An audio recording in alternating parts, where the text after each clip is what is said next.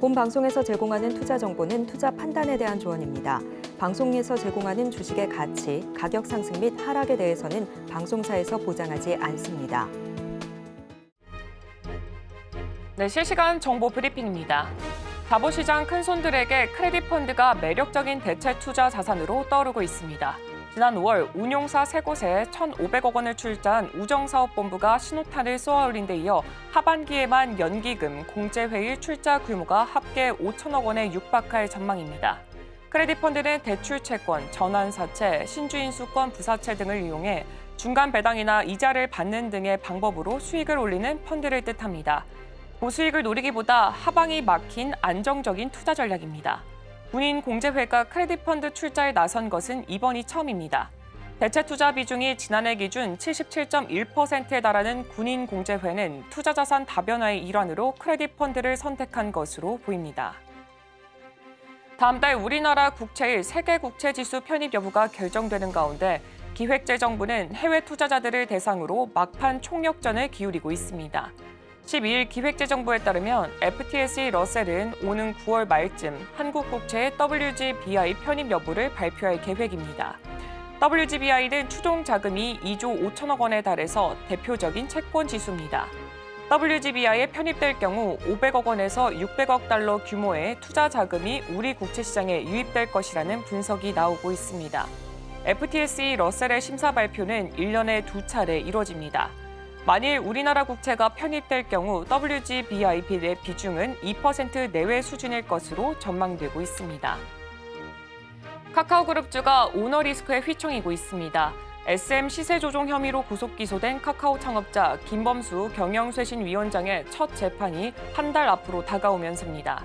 지난달 23일 김 위원장이 구속된 이후 주가가 10% 가까이 떨어진 카카오는 증권가 목표 주가가 마저 일제히 하향 조정되고 있습니다. 이에 따라서 외국인과 기관도 카카오 주식을 연달아 팔아치우고 있습니다. 올해 2, 4분기 영업이익이 전년 동기 대비 18.5% 증가한 1,340억 원을 기록을 했지만 창업자 구속이라는 대형 악재를 넘어서기에는 역부족이라는 평가입니다. 미래셋증권연구원은 카카오는 하반기 플랫폼 부문의 성장세 둔화가 예상된다며 콘텐츠 부문 하반기 반등을 꾀하기가 어려운 만큼 목표 주가를 기존 7만 원에서 5만 원으로 하향 조정한다고 밝혔습니다. 삼성중공업이 브라질 에너지업체 페트로브라스가 제기한 드릴십 중개 수수료 관련 손해배상 소송 항소심에서도 승소를 하면서 오랜 소송 리스크에서 벗어날 분위기입니다. 페트로브라스 상고 여부에 따라서 5년 넘게 끌어온 드릴십 분쟁에 마침표를 찍을 수 있을지 주목됩니다. 10일 조선업계에 따르면 브라질 에너지업체 페트로브라스의 미국 지사인 페트로브라스 아메리카 삼성중공업을 상대로 제기한 2억 5천만 달러 규모의 손해배상 소송이 결국 기각됐습니다. 페트로브라스 측의 상고 여부는 아직 확인되지는 않았습니다. 재판부는 이번 판결에서도 삼성중공업의 행위와 페트로브라스의 손실 사이에 합리적 인과관계가 성립되지 않는다는 주장을 받아들였습니다. 업계에서는 법원이 1심에 이어서 2심도 삼성중공업의 승소로 결론을 내린 만큼 상고심까지 가더라도 판단이 뒤집힐 가능성은 낮다고 보고 있습니다.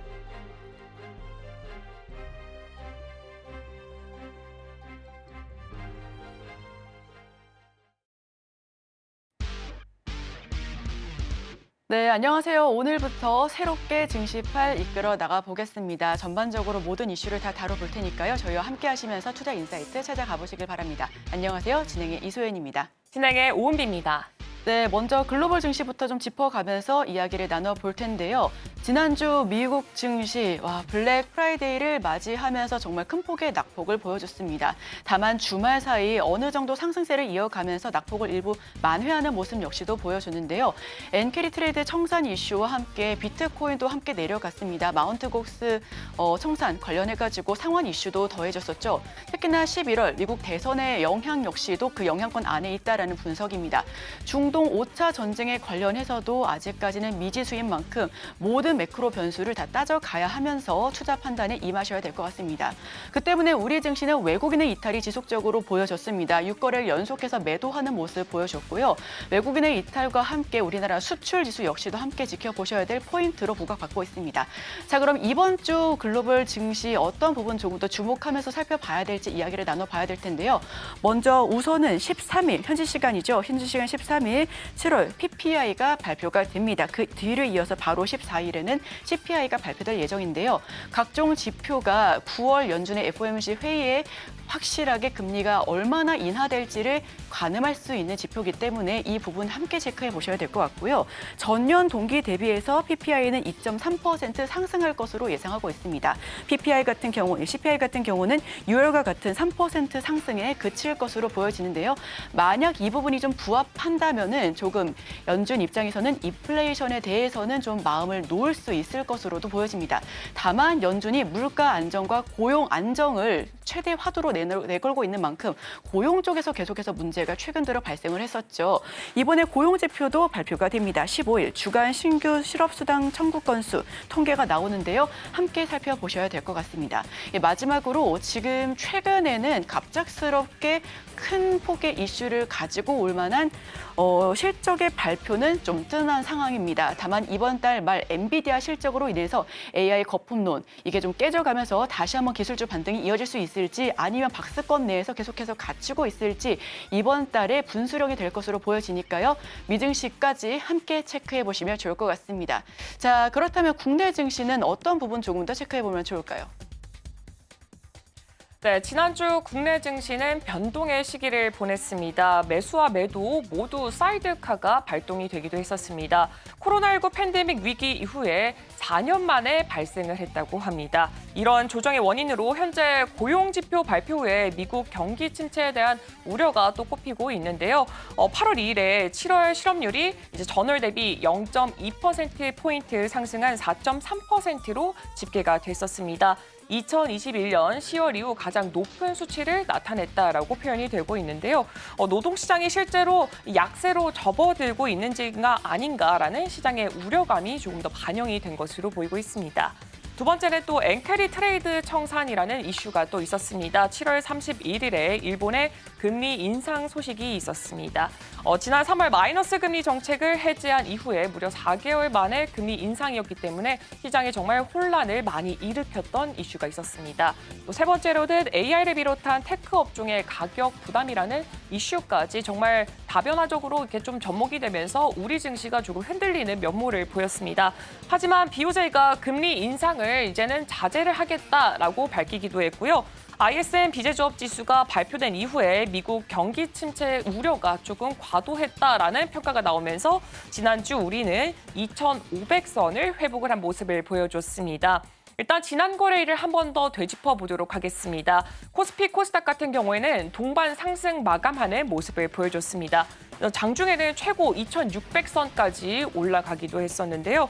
목요일 뉴욕 증시에서 엔비디아 등 이 반도체 종목들이 일제히 오른 영향으로 삼성전자와 SK하이닉스 또한 동반 강세를 나타내기도 했습니다. HBM 관련 종목인 한미반도체 그리고 미래반도체 같은 경우에는 상한가를 터치하기도 했고요. 이오테크닉스 등도 나란히 상승 마감을 했습니다. 그리고 에코프로 BM, 에코프로, 에코프로 HN, 에코프로 머티 등 이 에코프로 사형제 같은 경우에는 이동재 전 에코프로 회장 같은 경우에 8월 15일 이 광복절 사면 대상으로 좀 명단에 올라갔다라는 소식에 한꺼번에 또 상승하는 흐름을 보여주기도 했습니다. 또 이번 주 발표가 예정된 이 미국의 PPI와 또 소매 판매 등 경제 지표에 따라서 코스피 같은 경우에는 2,600선을 안착할 것을 좀 시도할 것이다라는 전망도 나오고 있는 만큼 시청자 여러분들도 이 부분 함께 체크해 보시면 좋을 것 같습니다. 네, 이 부분 체크해 볼 만한 포인트들이 많으니까요. 저희와 함께 하시면서 인사이트 반드시 나눠가시면 좋겠습니다.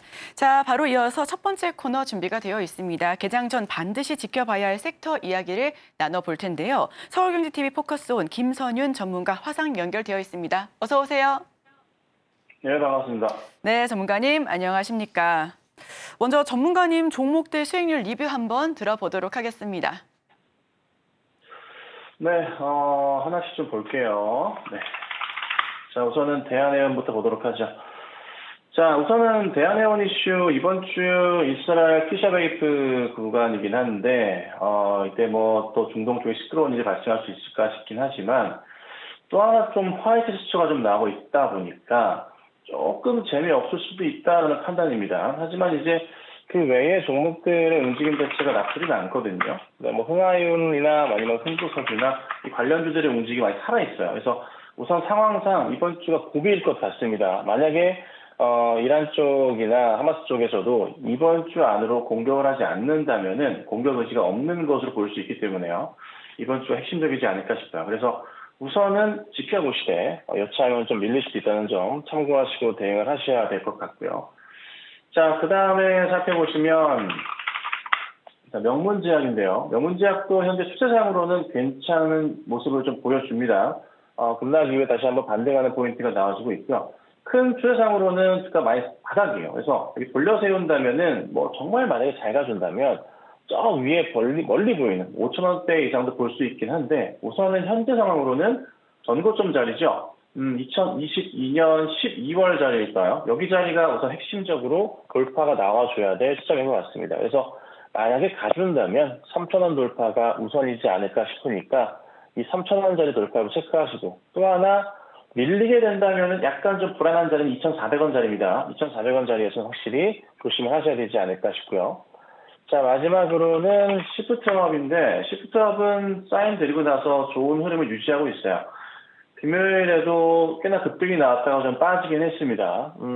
뭐 게임 자체 뭐 최고의 매출 등 이슈가 원체 많습니다.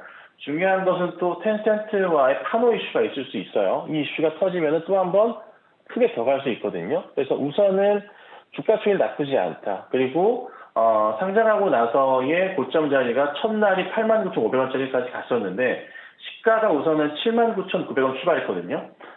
충분하게 다시 한번 시간을 두고 조금만 보신다면은 첫날에 상승했던 부분까지 되돌릴 수 있지 않을까. 그래서 시프트업 같은 경우는 급하게 정리하실 거 없이 꾸준하게 조금 홀딩하시는 전략이 필요하겠습니다.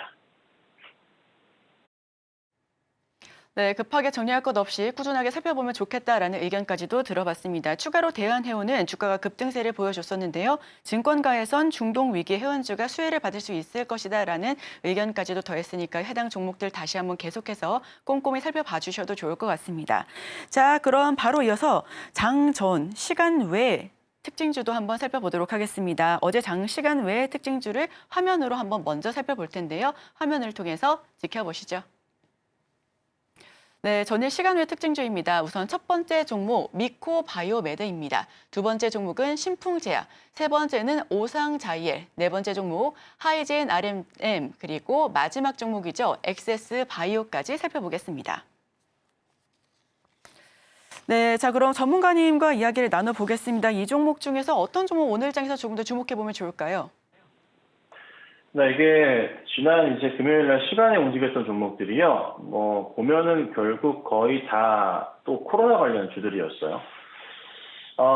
이번 주 지나고 다음 주 정도까지 다음 주부터 아마 개학일 거예요. 여름방학 끝나고 개학일이 겹치기 때문에 혹시라도 또 관련된 이슈들이 생길 수 있으니까 원격 수업 관련주도 보시긴 해야 되는데 자, 우선 미코바이오메드 뭐 다 똑같습니다. 코로나 확진자 증가 소식이고 미코바이오메드 같은 경우 보시면 정선에서도 제가 12시 방송에 추천을 드리고서 잘 갔었는데요. 바닥에 있긴 해요. 근데 이게 중요한 점이 미코바이오뿐만 아니라 뭐 신풍제약이나 차트 보시면요. 그리고 나서 또 뭐 오상자이엘이나 또 하나 오늘 또 엑세스바이오 같은 종목들 전부 다 바닥에서 이제 한번 상승이 나오는 거고 그 다음 또 중요한 점은 코로나 확진자 수 자체가 쉽게 여기서 끝날까 싶기도 한 거예요. 그리고 또 하나 중요한 게 사실 의료 대란이 아직 완벽하게 해소가 된 건 아니란 말이에요.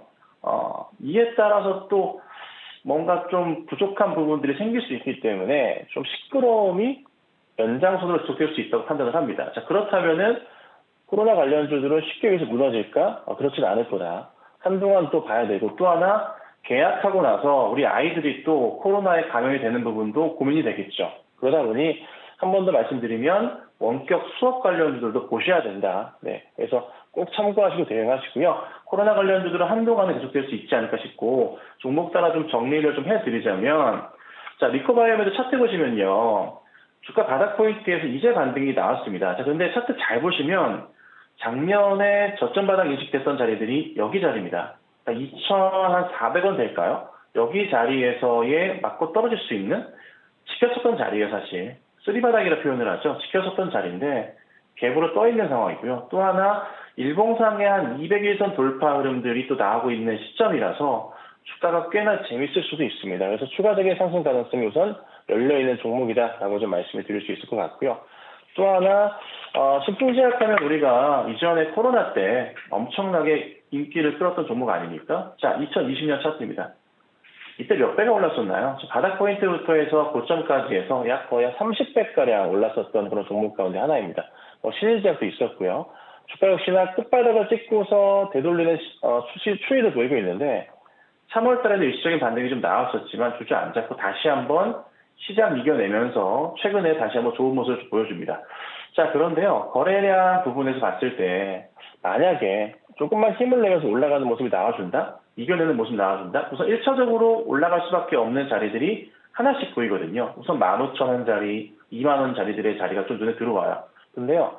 단계적으로 조금만 더 튀어 올라가면서 치우가면서 만약에 한 25,000원 선, 2만원대 돌파가 나오기 시작하면은 매물 추이 자체가 확 줄어들기 시작합니다. 그래서 이 종목도 조금은 중기적 관점으로 대응은 필요하지 않을까 싶고요. 마지막으로는 액세스바이오 얘기를 빼놓을 수 없을 것 같습니다. 최근에 꽤나 인기 종목이죠. 바닥에서 올라갔고 그 다음부터 한 번 더 치고 가는 모습이 나와줬는데 역시나 걱정인 부분이 이거예요. 전고점 자리가 여기 작년 12월 자리 그리고 언제요? 9월 10월 자리인데요. 여기 고점 맞춰보자면 얼마 보이냐면요. 10,000원대부터 또 11,000원대부터 12,000원대로 열려 있습니다. 그러니까 이 종목 자체가 10,000원을 넘어가면서부터 해서 심적인 저항선 부딪히고 아직 버티고 있긴 하지만 11,000원 위부터는 더 심할 겁니다. 그래서 만약에 엑세스바이오가 급등이 나온다면 11,000원대와 12,000원대를 얼마나 잘 넘어가는지 여부가 핵심일 겁니다. 그래서 우선은 지켜보시되 10,000원부터 12,000원까지 흐름 보시고 대응하는 것이 맞지 않을까 이 정도로 말씀드려 볼게요.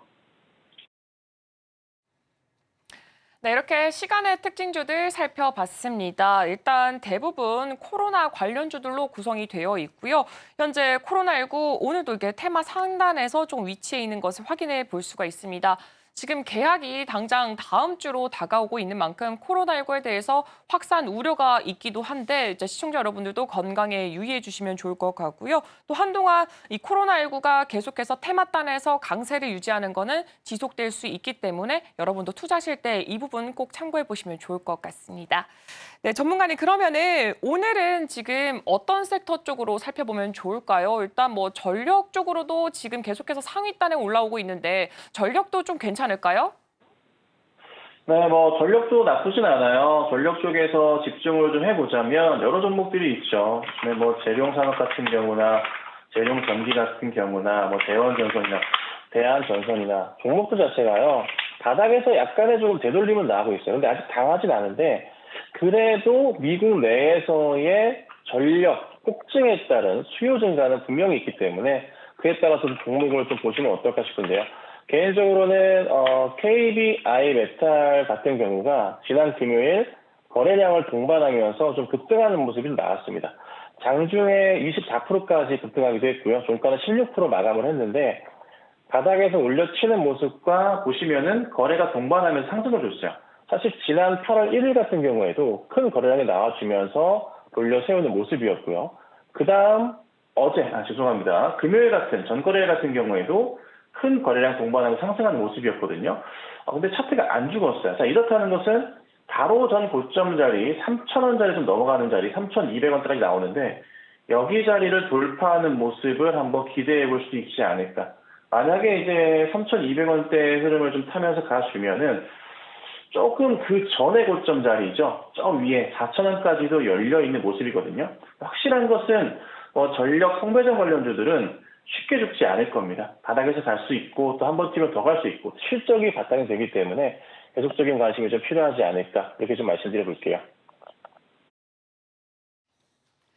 네, 이렇게 KB의 미탈을 먼저 살펴봤습니다. 일단 미국 내에서 전력 폭증에 따라서 수요 증가로 전력 쪽이 형세에 계속해서 주목을 받고 있는 상황이고요. KBI 메탈 제시해줬고 또 3,200원 돌파까지 기대감이 있다라고 말씀을 해주셨습니다. 네, 전문가님 그렇다면은 또 지금 이슈로 또 꼽히고 있는 게 대왕고래 프로젝트라고도 볼 수가 있을 것 같은데 한국석유공사가 아람코와 또 애니를 상대로 해서 대왕고래 프로젝트 투자 설명회를 진행한다라고 발표를 하면서 또 최근에 대왕고래 쪽에서도 크게 움직였던 것 같습니다. 전문가님이 보셨을 때는 대왕고래 앞으로 전망과 또 그 안에서도 좀 움직일 수 있는 종목들 몇 개가 있을까요? 네, 여러 종목들이 좀 많아요. 현실적으로 사실 대장으로 볼 수 있는 거는 GS 글로벌 하나밖에 없는데, GS 글로벌이 금요일 날 또 급등이 나왔어요. 이슈 자체가 실적도 좋고, 대한고래 모멘텀이 있고, 이게 이제 천천히 계속 이슈화가 되는데, 죽는 이슈는 아니에요. 다만, 한번 언젠가 6월 말에 이슈화 됐기 때문에 그 이후로 소강 상태이긴 하지만, 언제든 다시 바람이 불 수 있거든요. 근데 이제 꼭 보셔야 될 게, 최근에 이제 급등이 나온 이후에 또 올려치려고 하는 모습이 7월 말쯤 나왔어요. 시장이 안 좋았음에도 불구하고 흐름이 분명히 나왔습니다. 3,800원, 4,000원으로 가려는 시도가 나왔지만은 실패했거든요. 시장이 안 좋았던 것도 있지만 전고점에 좀 맞고 떨어지는 모습이 있었습니다. 근데 이번에 또 한 번 움직여요. 근데 이번에는 시장 상황이 현재로서 이번 주 나쁘지 않아 보입니다. 오늘 시장도 크진 않겠지만 플러스 보일 가능성도 높고요. 분위기상으로는 다시 한번 바로 전 고점 돌파는 시도할 수 있다. 3,800원대나 많이 간다면 4,000원대까지의 흐름도 예측해 볼 수 있겠습니다. 그래서 대한고래 관련주들은 큰 걱정 없이 우선 지켜보시되, 다만 비중에 대한 부분은 크시면 안 돼요. 이게 시장의 중심에 있지는 않습니다, 당장이요. 그래서 조금 조심스러운 투자는 필요하되 관심을 놓지 말자, 이 정도로 보시면 되겠습니다. 네, 이렇게 지금 또 대왕고래와 관련된 GS 글로벌 살펴봤습니다. 일단 대장주 같은 경우에는 GS 글로벌 하나뿐이다라고 말씀을 해주셨고요. 금요일에 또 급등하는 모습도 보여줬는데 여기에 더불어서 현재 실적까지도 좋게 나오고 있습니다. 3,800원대나 4,000원대까지도 흐름이 좀 예측이 되는 상황이고요. 이렇게 조금 지켜보시되 비중 같은 경우에는 좀 크게 두지 않는 편이 좋을 것 같다라고 의견을 제시해 주셨습니다. 네, 그럼 전문가님 좀 마지막으로 살펴봐야 될 섹터나 종목도 어떤 게 있을까요? 네, 안 그래도 바이오 제약 섹터가 중요할 것 같은데, 제약 섹터 같은 경우는 코로나 관련주들이 좀 중심에 서버렸고요. 그래도 바이오 쪽에서나 이제 필러 같은 쪽이 좋을 것 같긴 해요. 그래서 메디톡스 말씀을 좀 드려볼 건데요. 메디톡스 차트 보시면요, 바닥에서 돌리는 모습 굉장히 이쁘게 나와주고 있고, 금요일장 거래 터져주면서 주가가 그래도 220에서 240에서 돌파 흐름이 나왔습니다. 큰 폭의 흐름이 좀 나올 가능성이 높지 않을까 싶은데요. 차트를 크게 펼쳐보자면 작년에 나름의 큰 박스 자리로 표현할 수 있는 자리가 여기 자리입니다. 그러니까 저점 바닥 인식으로 되는 자리가 20만 원대 초반 자리고요. 나름의 고점 자리들이 한 27만 원대, 28만 원대 자리가 형성은 되어 있죠. 저 위에 30만 원까지는 슈팅이 나왔던 거고요. 저기는 취급하지 않겠습니다.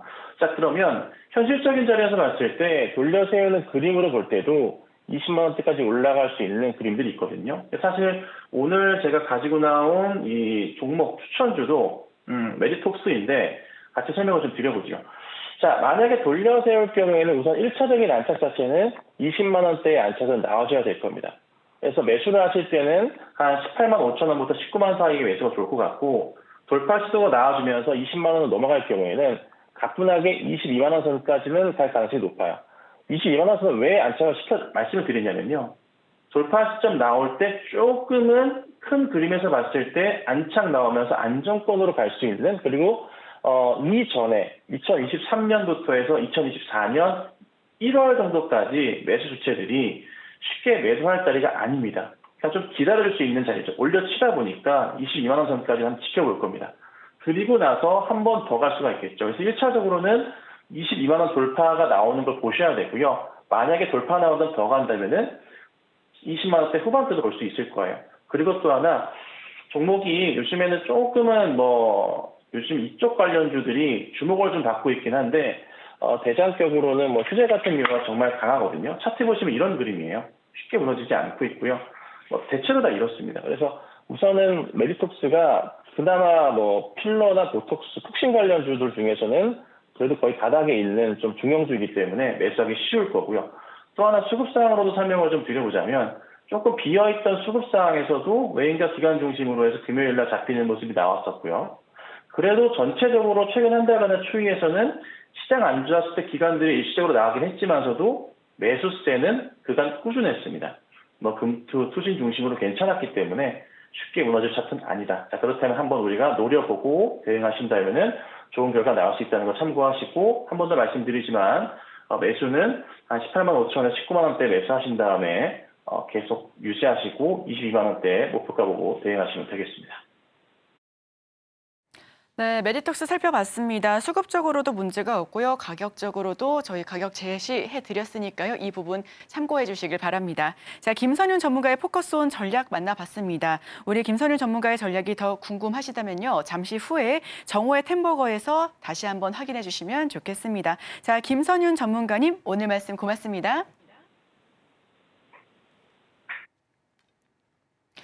네, 저희 오늘의 포커스온 화면으로 한 번 더 만나본 뒤에 개장 전에 반드시 체크해 봐야 할 부분들 다시 한번 이야기를 나눠보겠습니다. 다음 코너로 넘어가기 전에 화면 살펴보시죠.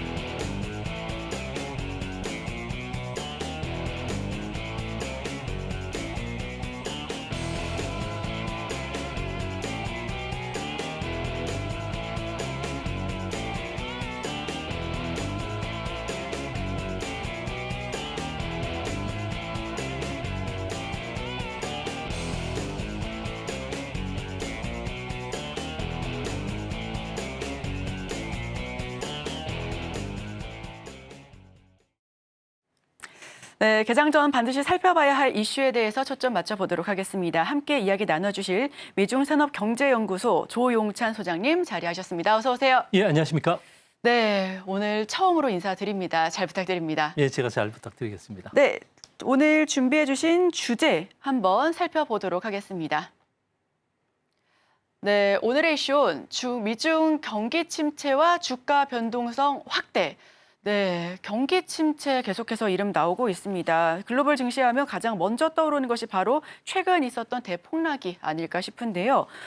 주말 사이에 그 폭락을 일부 만회했다고는 하지만 투자 심리가 위축된 것은 어쩔 수가 없습니다. 그 배경에는 경기 침체에 대한 공포, 이게 실체가 없는 공포다 하는 의견도 있습니다. 이게 역성장이라고 하면 2분기 내내 GDP가 안 좋아야 된다라는 부분이 있는데 아직까지 그 상황이 아닌데도 불구하고 투자자들의 우려가 너무하다. 라는 이야기도 있는데 이에 대해서 어떻게 보실까요?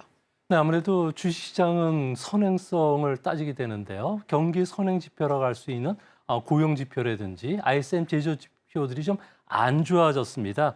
이 때문에 다른 선행 지표들이 하나둘 꺾이고 있는데 미국인들이 공포심을 느끼기 시작하는 것은 실생활에서 느끼는 미국의 개인 소비가 위축이 되고 있다는 겁니다. 코로나 직후만 하더라도 미국의 가계저축 같은 경우에는 무려 2조 1,000억 달러 정도에 달했는데요. 뭐 현재는 마이너스 2,630억 달러로 거의 다 지금 소진되어 있는 상태고요. 또 1분기 가계 부채 같은 경우에는 무려 17조 달러까지 늘어나고 있기 때문에 그렇습니다. 이러다 보니까 물가 상승 압력이 우리가 생각하는 것보다도 미국이 압력이 상당히 큰데요. 이 때문에 소비자들이 지갑을 지금 닫고 있는 상황입니다. 그러다 보니까 할인점 그 행사 때나 일부 개인들이 소비 지출에 나설 뿐이지 실제적으로 소비에 나가지 않다 보니까 현재 신용카드 그 연체율도 급증하고 있고요. 소비자들이 쓰지 않다 보니까 맥도날드 햄버거 같은 경우에는 5달러짜리 세트 메뉴를 출시해야지만 매출이 일어날 정도로 상당히 상황이 안 좋다고 합니다. 다행히 미국 같은 경우에는 물가 상승 압력이 확실히 꺾이고 있기 때문에 그런데요. 이 때문에 앞으로 미국의 소비가 좀 더 위축이 된다면 아무래도 금리 인하 속도가 좀 빨라질 가능성이 크고요. 이 때문에 하반기 같은 경우에는 미국의 실질 GDP 성장률은 직전 그 대비 연율로 해서는 한 2% 정도, 그러니까 올해 전체적으로는 작년과 같은 플러스 2.3% 전후가 되지 않을까 보입니다. 네, 이렇게 경기 침체에 대한 우려감도 조금씩은 진정되고 있는 것 같은데요. 말씀해주신 내용 보니까 조금은 크게 두려워할 필요까지는 없는 것 같은 것으로 보이고 있습니다. 그렇다면 이 불안감이 언제쯤 일단락되고 또 시장 안정화는 좀 언제쯤 시작이 될까요? 네, 이번 주에 이런 걸 기대하기는 좀 힘들다고 보여지는데요. 미국 같은 건 다음 주 22일과 24일 날 잭슨홀 그 심포지엄이 있는데요. 여기 금융과 관련된 모든 중앙은행 총재들, 재무장관들이 모여서 회의를 하게 됩니다. 여기에 가장 큰 초점은 파월 FRB 의장이 모두 연설해서 어떤 내용, 특히 금리 인하와 관련된 힌트를 줄 것인가에 대한 이야기인데요. 파월 강연 내용을 가늠해 볼 수 있는 지표들이 이번 주에 발표된다는 겁니다. 수요일 날은 7월 소비자 물가 지수가 발표되는데 지난달과 같이 한 3% 정도로 안정이 될 것으로 보여지고요. 목요일 날은 소매 판매액이 발표됩니다.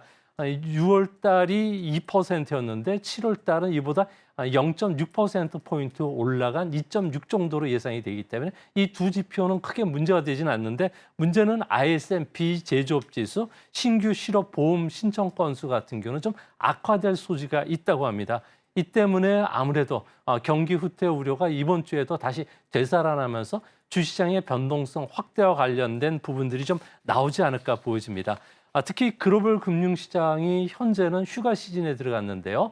이 시즌에 맞춰서 또 그 난카이 해국의 대지진 우려가 이번 주와 다음 주 사이에 집중적으로 부각이 될 가능성이 크기 때문에 투자 심리를 억누르지 않을까 보여집니다. 지금 난카이 해국 대지진 같은 경우에는 시장에서 예상하는 건 9.1 정도의 규모의 대지진이 발생했을 경우에 동일본 그 지진 당시보다도 피해 규모가 최대 13배 정도 커지게 되고요. 우리나라 원화로 무려 2천조 원 정도에 달하는 피해가 발생할 것이라고 합니다. 이렇게 됐을 경우에는 우리나라가 이제 일본으로부터 수입하는 중간재, 특히 반도체 부품이라든지 그리고 특히 그 정밀, 자동차 그리고 이런 부분들의 그 수입이 악화되면서 글로벌 공급망에도 악영향을 끼치지 않을까 우려가 됩니다. 네, 다음 주 파월의 입장, 파월의 힌트에 주목해야 될 것 같습니다. 바로 8월 22일에는 잭슨홀 미팅이 예고되어 있고요. 다만 문제는 ISM 비제조업 지수입니다. 특히 신규 실업 보험 청구 건수도 좀 악화되거나 둔화될 수 있다는 말씀을 해주셨고요. 경기 후퇴 우려 시 재부각이 될 가능성 역시 높으니까요. 변동성 8월에는 좀 더 지켜보시면서 투자 판단해 주셔야 될 것 같습니다. 또 지진으로 인해 중간재, 원자재 수급에 차질이 빚어질 수도 있다고 하는 부분까지도 체크해 보겠습니다. 자, 소장님, 한편으로는 경기 침체에 대한 우려는 조금 식었다고 해도 고용 지표가 꾸준히 나빠지고 있는 게 사실입니다. 아무래도 연준의 경우에 물가 안정, 그리고 완전 고용 이 두 가지를 키워드로 잡고 있잖아요.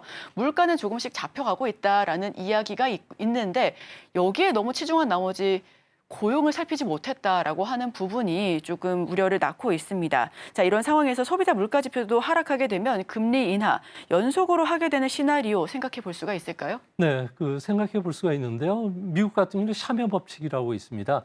고용 지표가 7월 달은 4.3% 실업률이 좀 상당히 높아졌는데요. 3개월 미국의 고용 지표가 1년간 그 평균 고용지 최저치보다도 0.5% 높아지면은 경기 침체로 받아들인다고 합니다. 현재는 이 지표만 보는 게 아니라 ISM 지표라든지 다양한 물가 지표들도 보면서 NBER이 경기 침체와 관련된 판단을 하게 되는데요. 애틀랜타 연방은행이 추정하는 GDP 나우 같은 경우에는 3분기는 2.9% 정도로 추정될 정도로 상당히 좀 안정이 되어 있는 상태고요. 또 민간의 최종 소비의 성장 기여도 같은 경우는 2.35%로 경기 확장 국면과 그렇게 다르지 않다는 겁니다. 여기에 6월달 PC 코어 물가 지수 같은 경우에도 전월 대비해서 0.182%까지 상당히 좀 높은 편이기 때문에 이것만 봤을 경우에는 현재 미국이 경기 침체 우려에 빠졌다고 볼 수가 없는 상황이라고 합니다. 이 때문에 이제 9월 달과 관련해서 금리 인하 폭과 관련된 이야기들이 나오고 있는데요. 현재 시장에서는 40bp 정도 금리 인하가 될 것이라고 예상을 했기 때문에 만약에 경기가 악화돼서 50bp 정도 금리 인하를 하게 됐을 경우에 주시장뿐만 아니라 외환시장에도 큰 영향을 끼치지 않을까 보여지고요. 만약에 주가 하락폭이 좀 더 깊어진다든지 금융 시스템에 큰 문제가 있을 경우에는 미국이 이번 9월 달에 0.5% 금리 인하뿐만 아니라 앞으로 있을 금리 인하 속도도 높일 것으로 보여집니다. 하지만 현재 상황만 가지고 봤을 경우에는 프레임 A죠. 9월 달은 0.25%포인트 정도 하락할 것으로 월간은 좀 예상을 하고 있다고 합니다. 네, 이렇게 경기 후퇴에 빠졌다고 판단이 되지 않을 것이고 또 주가 급락 때문에 연준도 9월 18일에 있을 이 FOMC 회의에서 0.5% 이상의 금리 인하를 하기는 보다는 플랜 A로서 이제 금리 인하 폭은 0.25%가 되지 않을까라는 전망이 나오고 있습니다. 그렇다면은 리스크 자산을 피하려고 또 안전 자산으로 움직이려는 흐름이 지금 리스크 오프 현상도 피크아웃 됐다라고 볼 수가 있을까요? 네, 일단 단기적으로는 피크아웃 됐다고 보여지는데요. 미국의 10년물 국제 수익률 같은 경우에는 가장 안전 자산으로 평가가 되는데요. 지난주에 3.6%에서 현재는 3.9%까지 반등을 했기 때문에 그렇습니다. 본격적으로 주시장이 조정 국면에 들어왔는지를 체크하는 지표가 있는데 미국의 하이힐드 채권의 스프레드라고 합니다. 이 스프레드가 급상승해야지만 금융시장이 경색이 찾아오면서 주식시장뿐만 아니라 모든 외환시장까지도 크게 요동을 치는데 이 하이힐드 채권 스프레드 같은 경우에는 현재 상당히 안정이 되어 있고 과거 최저 수준까지 지금 떨어져 있는 상황이라고 합니다. 이 때문에 현재는 경기 후퇴로 판단하기는 좀 어려운 상황이 되지 않을까 보여지고요. 이번 주가 조정 같은 경우에도 현재는 가격 조정이기보다는 기간 조정 성격이 크지 않을까 보여집니다. 다만 대선이라는 불확실성이 계속 남아 있고요. 각 선거 캠프마다 미국에서는 공화당, 민주당도 막판 뒤집기 카드를 지금 준비하고 있다는 점에서 주시장과 관련해서는 3분기에는 주가 변동성 확대는 피하기는 어렵지 않나 보여집니다. 그런 측면에서 월가 같은 경우에는 충분한 분산 투자를 하라고 계속 조언을 해주고 있는데요. 이 때문에 3분기에는 아무래도 고배당주들이 먼저 반등을 하거나 움직일 가능성이 크고요. 국채나 금, 그리고 엔이나 스위스 프랑, 호주 달러와 같은 안전 자산으로의 진로의 도피가 뚜렷해지지 않을까 생각이 됩니다. 네, 고배당주 가장 먼저 반등할 가능성이 높다. 3분기 한번 지켜보자라는 의견까지도 들어봤습니다. 자, 여름철 조정 국면을 지나서 11월 미국 대선 이후에는 본격적인 상승 랠리가 재개될 것이다라는 이야기가 앞돌고 있습니다. 다만 너무나 변동성이 큰 상황에서 사실상 아직까지는 누가 될지 모르는 부분이잖아요.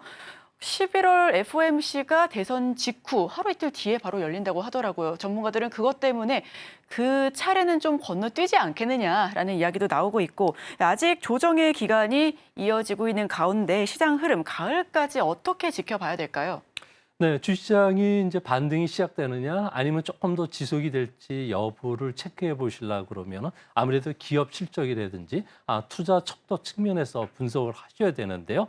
기업 실적을 보면은 현재 주요 주가 지수의 12개월 예상 EPS를 보면은 현재 상황은 계속적으로 확장 국면에 있고요. 애틀란타 연은의 GDP 나오도 조금 전에 말씀드렸듯이 연율 기준에서 2.9% 정도 좋기 때문에 실적은 그렇게 나쁘지는 않은 상황입니다.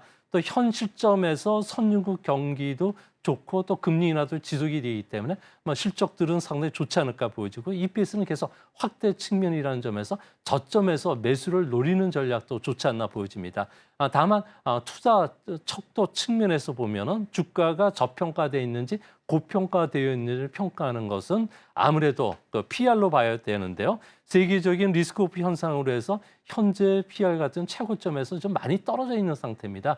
저평가되어 있는 상황이기 때문에 이런 그 과열 우려 그리고 리스크오프 현상들이 좀 해소가 된다면 그 시장에서는 그 PR도 하락 압력이 좀 멈추지 않을까 보여집니다. 그런 측면에서 보면 주가는 EPS와 PR을 분해해서 계산이 되는 만큼 EPS 증가가 계속되고 있고요. PER 하락 압력이 멈추는 순간 주시장은 크게 반등할 수 있다는 점에서 이제 3분기는 저점에서 매수하는 타임을 찾는 그런 시기로 보셔야 되지 않을까 생각이 됩니다.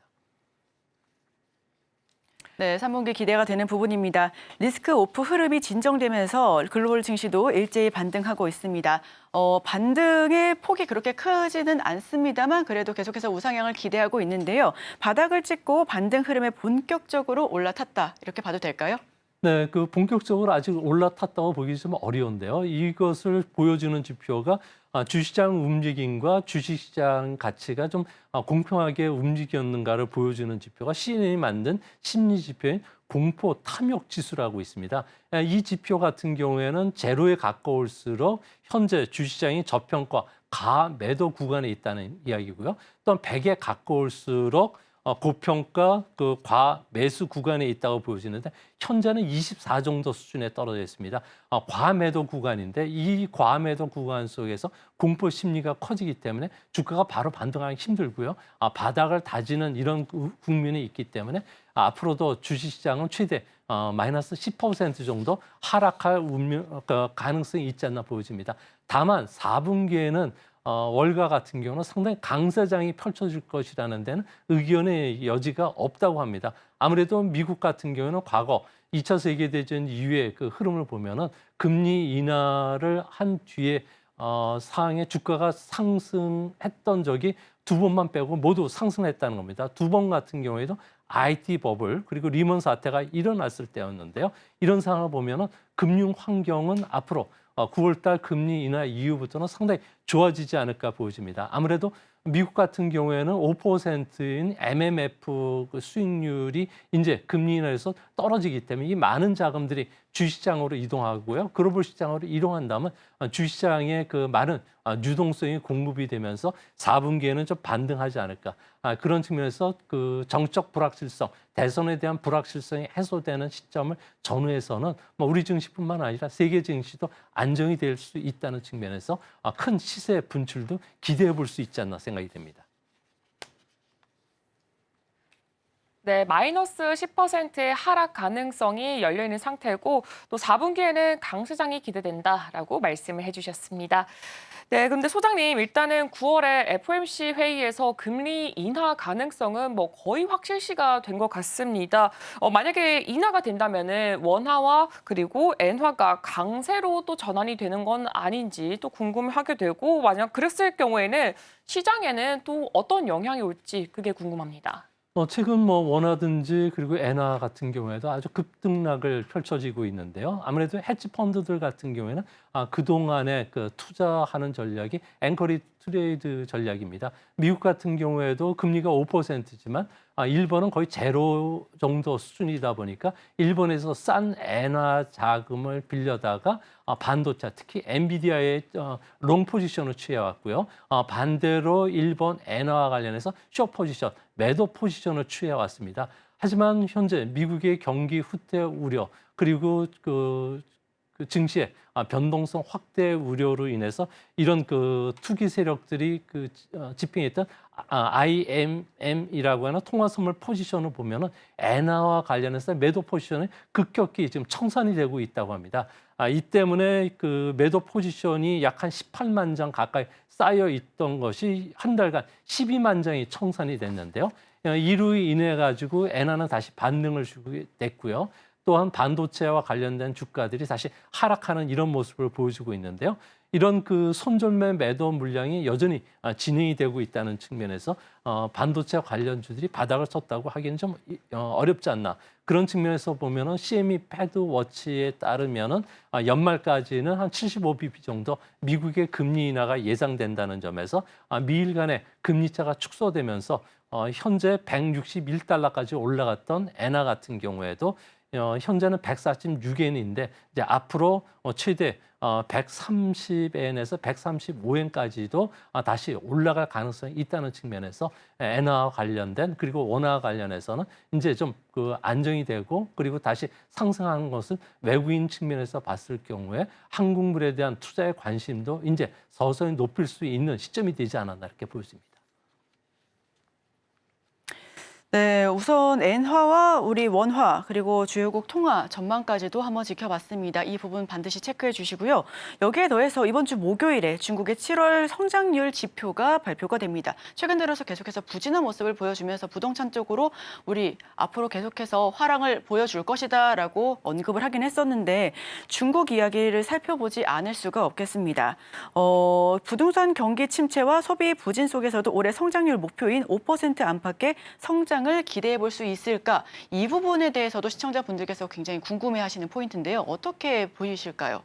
네, 그 결론적으로 말씀드려서 지난해 이맘때 중국 경기가 상당히 좀 안 좋았습니다.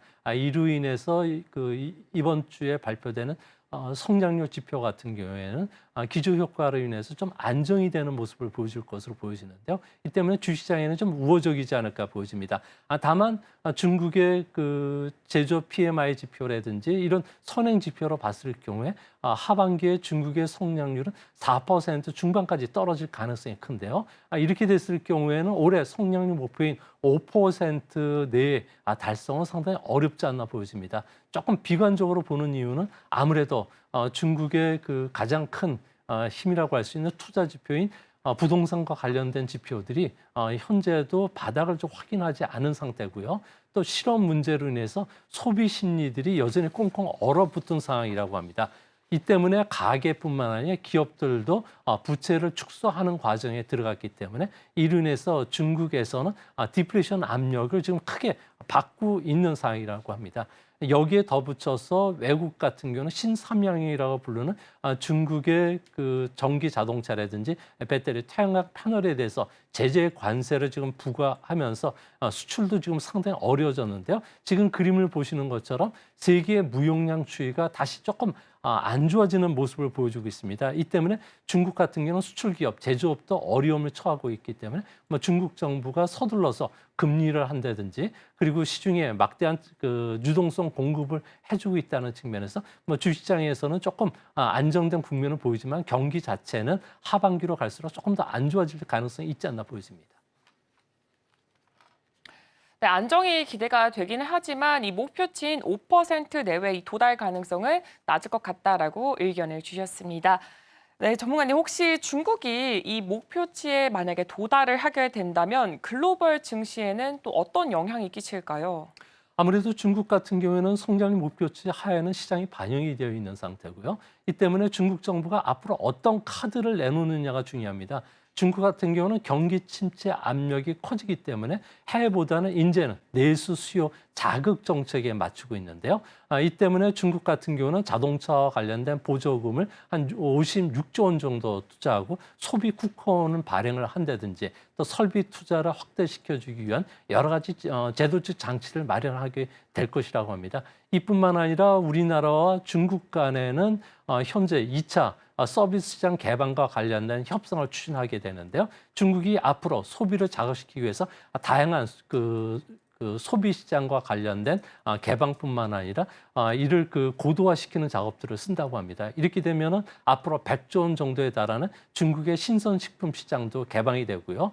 다양한 그 우리나라에게 중국 내수 시장을 개방시켜준다는 측면에서 소비와 관련된 주들이 4분기부터는 좀 부각이 될 가능성이 있지 않나 보여집니다. 그런 측면에서 중국 경제는 나빠지지만 주시장은 정책적인 그 배려 속에서 좋아지는 종목을 중심으로 해서 움직일 가능성이 크고요. 또 중국 정부는 내년도부터 6G와 관련된 투자를 본격적으로 하기 때문에 우리나라와 관련해서도 6G와 관련된 투자 붐도 다시 일어날 수 있다는 점을 참조해 주실 필요가 있지 않나 생각이 됩니다. 네, 오늘의 이슈 미중경제연구소 조용찬 소장님과 함께했습니다. 소장님 오늘 말씀 고맙습니다. 네, 저희 지금 오늘의 이슈 화면을 통해서 정리 한번 하고 넘어가도록 하겠습니다. 화면 보여주시죠.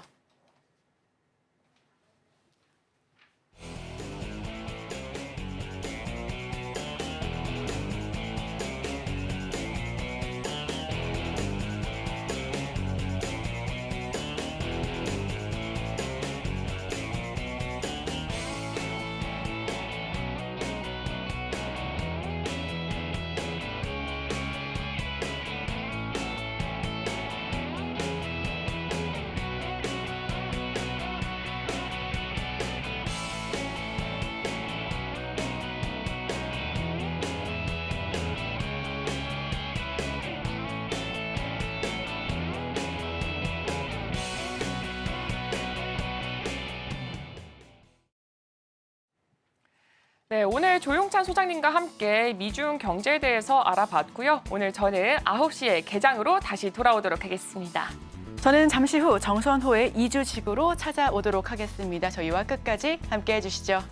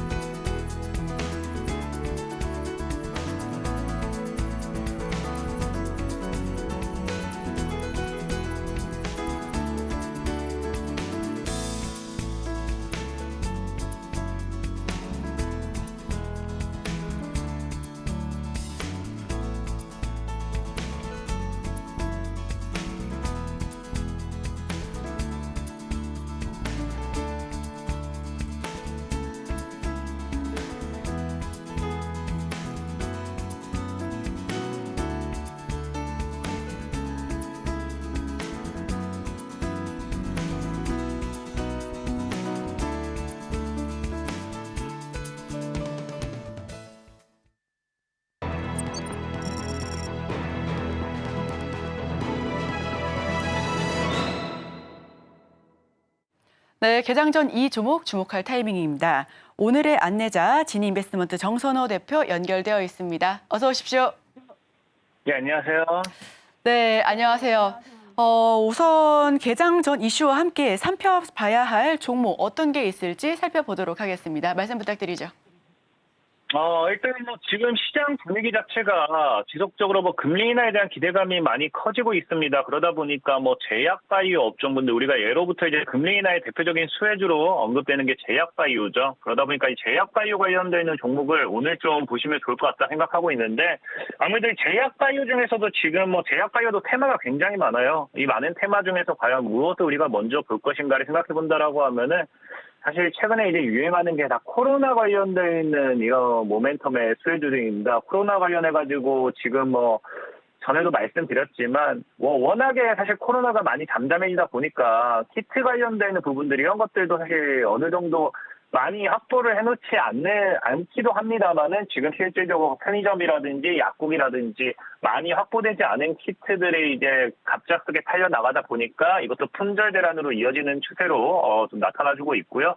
그게 아니라 하더라도 지금 코로나 관련해서 확진자들이 지금 지속적으로 증가한다 해가지고 지금 최근에는 6배에서 9배 이런 이야기도 나오고 있어요.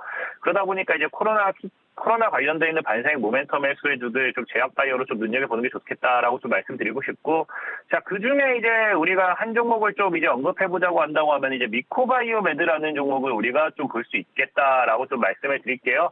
자, 미코바이오메드 같은 경우는 이제 여러분들 알다시피 코로나 관련되어 있는 코로나 관련해서 이제 진단키트 관련되어 있는 반사에게 대표적인 수혜주 중에 하나죠.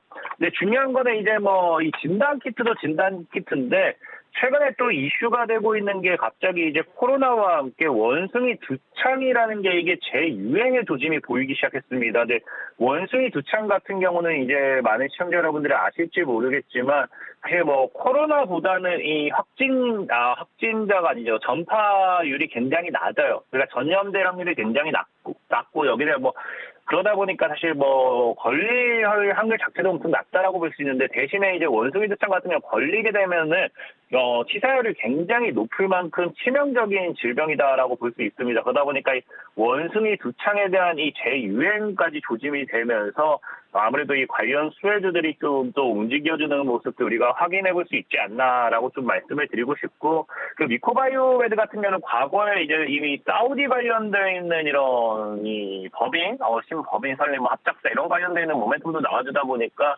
과거부터 이제 사우디 왕세자에 대한 투자 유치라든지 이런 부분도 이슈가 됐던 만큼 기업적인 부분에서는 특별하게 나쁠 건 없다라고 생각하고 있어요. 그래서 미코바이오메드 같은 경우도 그런 기술적인 부분에 있어서 충분히 좋다라고도 볼 수 있고, 제일 중요한 거는 이제 저항 돌파를 시도한다라는 거겠죠. 그래서 일봉상 흐름을 보시면 아시겠지만 지금 사실 과거에 강한 저항대가 1,750원, 대략적으로 1,750원이라고 해도 한 2,000원 구간까지 이 구간 보면은 저항 돌파 실패하다가 이렇게 죽는 척을 했거든요. 죽는 척을 하다가 거래 없이 이렇게 죽는 척을 하다가 거래를 터뜨리면서 이렇게 다시 돌파 시도를 딱 하고 있습니다. 그렇다라는 거는 지금 이 미코바이오메드 같은 경우도 이 저항대를 돌파하고 여기 속임수 하락대가 나와주고 거래를 실어주고 저항대를 돌파하면서 주가 상방으로서 강한 또 시세 분출까지 노려볼 수 있는 게 아닌가라고 좀 생각을 해보고 있어요. 어쨌든 미코바이오메드 같은 경우 지금 2,000원대 정도가 강한 저항이었기 때문에 저는 이제 개인적으로 이제 한 2,050원 아래로 여러분들이 분할 포지션을 잘 접근한다라고 하면 이미 거래도 터졌고 그래서 충분히 물량서가 나와줬다라고 하면은 이 아래로 잘 접근한다고 했을 때 분명히 매수 기회만 준다라고 하면은 이 상방 여기서 이제 하락 유통 거래 여기서 터뜨리고 거래 없이 하락률도 나와주고 지금 근 1년의 물량을 모았다고 하면은 과거 고점대 근방까지는 충분히 가질 수 있지 않나라고 좀 생각을 해보고 있어요. 그래서 미코바이오메드 같은 경우는 2,050원 이하에서 분할 포지션을 잡아보시면 좋을 것 같고요. 지금 목표 가격을 본다라고 하면 4,500원 정도로 여러분들이 지금 생각을 해보시면 좋을 것 같아요. 4,500원 이상 치고 가는지 좀 보시면서 손절 가격 같은 경우는 지금 가격에서 사실 1,200원대를 깨지 않는다고 하면 여기 아래로 다시 지금 경기 침체나 뭐다 공포로 밀어넣었지만 이 아래로 다시 들어올 리는 없겠죠. 그래서 1,200원대를 깨지 않는다고 하면은 뭐 얼마든지 가져가셔도 좋지 않나. 그럼 정말 뭐 신고가까지 본다고 10,000원, 뭐 20,000원도 갈 수 있는 종목 중 하나가 미코바이오가 매드가 되지 않나라고 좀 생각을 해보면서 미코바이오med에 대한 설명, 종목 설명 마무리하도록 하겠고요. 자, 그리고 두 번째로는 이제 오상자이에 대한 종목이에요.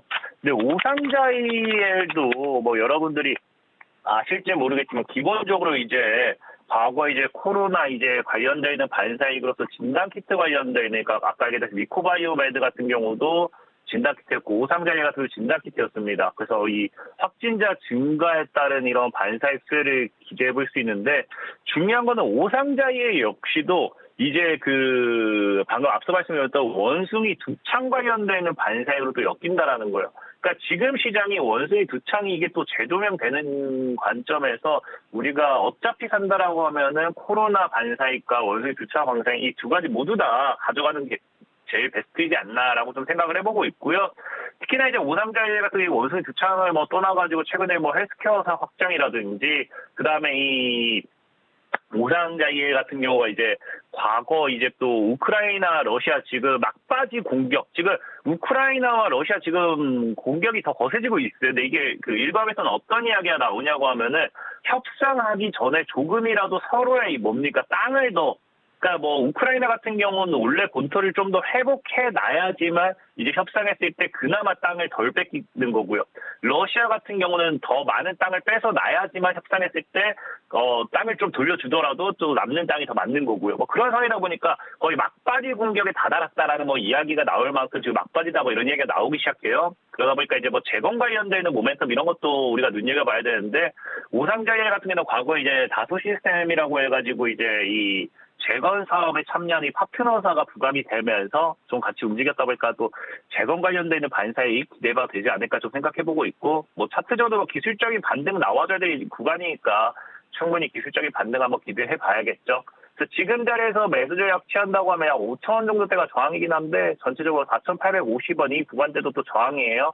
그 4,850원 아래로 또한 매수 타이밍 주는지 한번 지켜보면 좋을 것 같고요. 자, 목표 가격은 지금 자리에서 12,000원대를 뚫어내는지 보시면서 사실 12,500원이 저항이긴 한데 뭐 저항 좀 아래인 12,000원대를 짧게 잡아보시면 좋을 것 같고, 손절 가격을 일단 뭐 3,500원 지키는지 보시면서 가져가면은 충분히 지금 될 것 같다라고 또 말씀드리면서 오늘 오상자이엘과 미코바이오med 이 두 가지 종목 지켜보시라 말씀을 드리면서 방송 이제 오늘 종목 소개 마무리하도록 하겠습니다. 네, 두 가지 종목 살펴봤습니다. 미코바이오med, 코로나 모멘텀과 원숭이 두창 재유행 조짐의 상승 흐름을 나타내고 있습니다. 차트적으로 저항 돌파 시도하고 있고요. 거래량도 충분하고 여기에 과거 고점 라인까지 터치할 수 있겠다라는 자신감까지 있는 종목입니다. 매수가는 2,050원 이하로, 목표가는 4,500원 이상, 손절가는 1,200원으로 잡아주셨습니다. 두 번째 종목 오상자이엘인데요. 시간 외에서 급등세 알렸고요. 최근 코로나 진단키트, 치료제, 백신 관련주들의 주가 변동성이 강합니다. 기술적인 반등을 예상하고 있고 재건 관련된 반사 이익까지 얻어볼 수 있다라는 추가적인 모멘텀까지 보여주셨습니다. 오상자이엘 매수가는 4,850원 이하로, 목표가는 12,000원 이상, 손절가는 3,500원으로 잡아주셨습니다. 지금까지 진인베스트먼트 정선호 대표와 함께했습니다.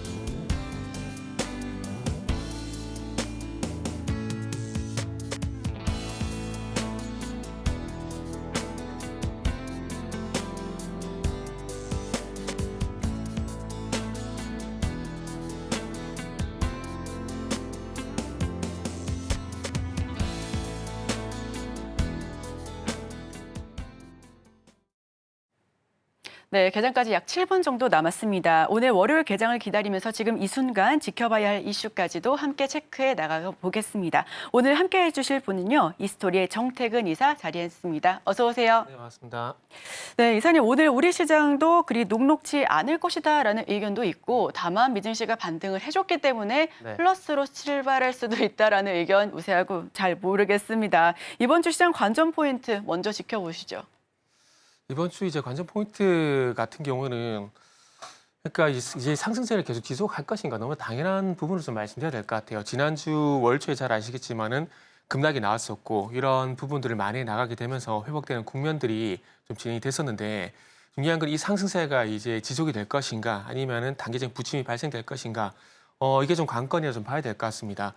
그러면서 이제 이번 주 중요한 부분이 주 중반에 미국의 CPI 발표가 지금 예정이 되어 있는 상황들인데 아마 또 CPI 발표 그리고 중간에 또 연준 인사야 또 그 연설이 있거든요. 그래서 이런 일정들이 좀 예정이 되게 되면서 또 금리 인하를 할 것이다 말 것이다 그런 시장의 어떤 분위기가 왔다 갔다 할 가능성이 좀 있지 않을까 좀 생각을 하고 있습니다. 그러다 보니까 추세를 상승으로 이끌어갈 것인가 아니면은 지금 부분에서 부침이 나올 것인가에 대한 고민이 좀 될 수밖에 없을 것 같습니다. 그래서 결론은 뭐냐면은 일단 추가 상승에 대한 고민이 나올 것인가 이게 첫 번째 관건이고요. 그리고 두 번째는 우리나라 증시 같은 경우에 그 업종의 순환매가 상당히 좀 빠르게 좀 진행이 되고 있습니다. 무슨 얘기냐면은 6월 달에서 7월 달로 넘어갈 때 한번 예를 들어 보게 된다면은 6월 달 같은 경우 잘 아시겠지만 화장품, 음식료, 뭐 전력설비 이런 섹터들이 상당히 많이 이게 나왔었지만 7월 달 넘어가게 되면서 이제 미국의 대선 토론이 이어졌고 그 영향으로 인해 가지고 트럼프 관련주를 할 수 있겠죠. 바이오, 방산, 조선 관련 종목들이 강세를 보였었고요. 그리고 이제 8월 달로 넘어가는 시점인데 이 8월 달로 넘어가는 그 시점에서 시장이 월초에 좀 조정이 나오게 되면서 다음 순환매에 또 어떤 업종에 갈 것인가에 대한 부분들이 좀 뚜렷하게 나오진 않았었습니다. 그러다 보니까 어쨌든 최근에 그 시장의 어떤 특징이 순환매라는 관점에서 봤을 때 과연 8월 달은 또 어떤 섹터가 주도주가 될 것인가 이런 부분들을 좀 고민하지 않을까 좀 볼 수가 있을 것 같아요. 아직까지는 그 바이오가 이 코로나 때문에 바이오가 좀 이끌어가는 모습들이 좀 보여주고 있는 상황들인데 그러다 보니까 이제 바이오 가능성이 있다 좀 봐지고 있는 상황들이고요. 그리고 이제 9월 달 되게 되면 또 그 KLX 밸류업 지수가 또 나올 예정이거든요. 그러다 보니까 또 그와 관련돼 가지고 이제 금융주 또 가지 않을까 예상을 좀 하고 있는 상황들입니다. 그래서 두 가지 이번 주 같은 경우는 일단 두 가지 포인트를 잡으시면 될 것 같아요. 일단은 시장이 좀 부침이 나올 것인가. 그러니까 지난주 주초였던 급락에서 일정 부분 회복되는 모습이 나왔는데 그 회복되는 모습들이 지속이 될 것인가 이게 관전 포인트고 두 번째는 7월 달이어서 8월 달은 또 어떤 섹터가 또 주도 섹터가 될 것인가 이런 것들이 관전 포인트다. 그래서 좀 말씀드리도록 할게요. 어느 정도 회복이 되면서 상승 흐름, 상승 반전을 이끌어 나갈지도 반드시 체크해 보셔야 할 포인트고요. 여기에 더해 과연 8월 달 어떤 주가 주도주가 될 것인지도 함께 체크해 보셔야 될 것 같습니다. 아직은 바이오주가 주도할 수 있을 가능성이 높아 보이고요. 직전에는 기술 수출과 CDMO 관련된 이슈로 상승했었다면 지금은 또 다른 모멘텀을 받고 있는 것으로 파악이 되고 있습니다. 그 다음으로는 금융주도 함께 지켜보셔도 좋을 것 같은데요.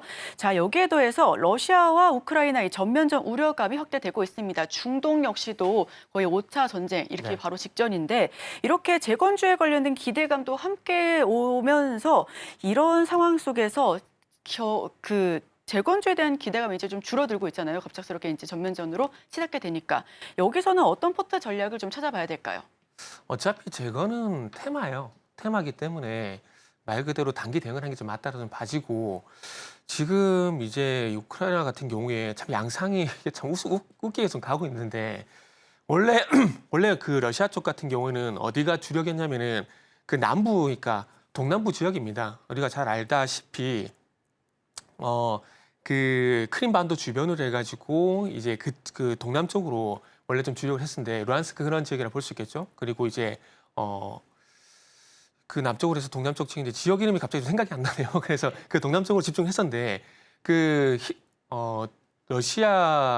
우크라이나 수도 쪽으로 해가지고 북쪽으로 그쪽 같은 경우는 병력이 그렇게 많지가 않은 상황들이거든요. 그러다 보니까 우회적으로 우크라이나가 좀 북쪽으로 이제 진출하게 되면서 그쪽에 또 이제 러시아 땅 쪽으로 진출하게 되다 보니까 남쪽에 있는 병력을 또 위쪽으로 옮기는 그런 상황이 좀 나오고 있습니다. 그러다 보니까 계속해서 국지전이 좀 지속이 되고 있다라 봐야 될 것 같아요. 그렇기 때문에 이 국지전을 어떻게 종전 방식으로 갈 것이냐가 일단 관건인 거고 아마 우크라이나가 러시아 어떤 북부 지역을 또 이제 영토를 점령하게 되고 그리고 남부 지역에 있는 이 러시아가 점령하고 있는 우크라이나 지역 이런 부분들을 통해서 아마 협상을 좀 진행하지 않을까 생각이 들어요. 그래서 서로 이제 그 점령한 지역들에 대해서 이게 어찌 보면은 이 정전 협상의 어떤 키가 될 가능성이 상당히 높다고 보면 될 것 같고요. 그러다 보니까 국지전이 지속이 되고 있는 상황들 속에서 또 미국 대통령이 누가 되냐에 따라서 또 일단 반전이 될 가능성이 높다라고 보시면 되고요. 그리고 중동 같은 경우는 전쟁이 안 난다라고 보시면 될 것 같습니다. 왜냐하면은 이유는 간단합니다.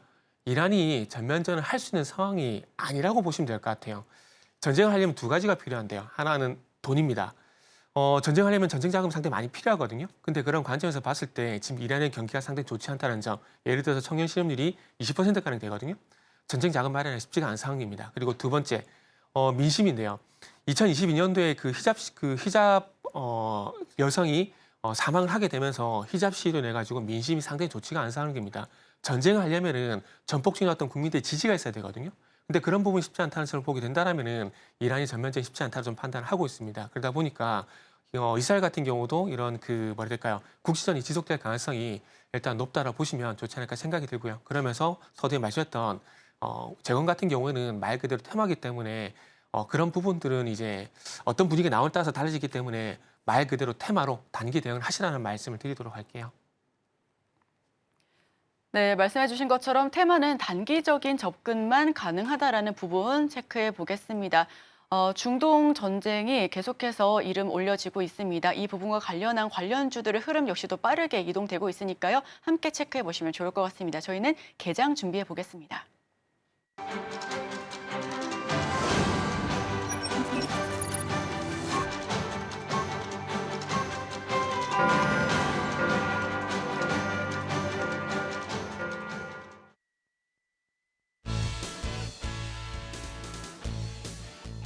네, 8월 12일 월요일 문을 힘차게 열었습니다.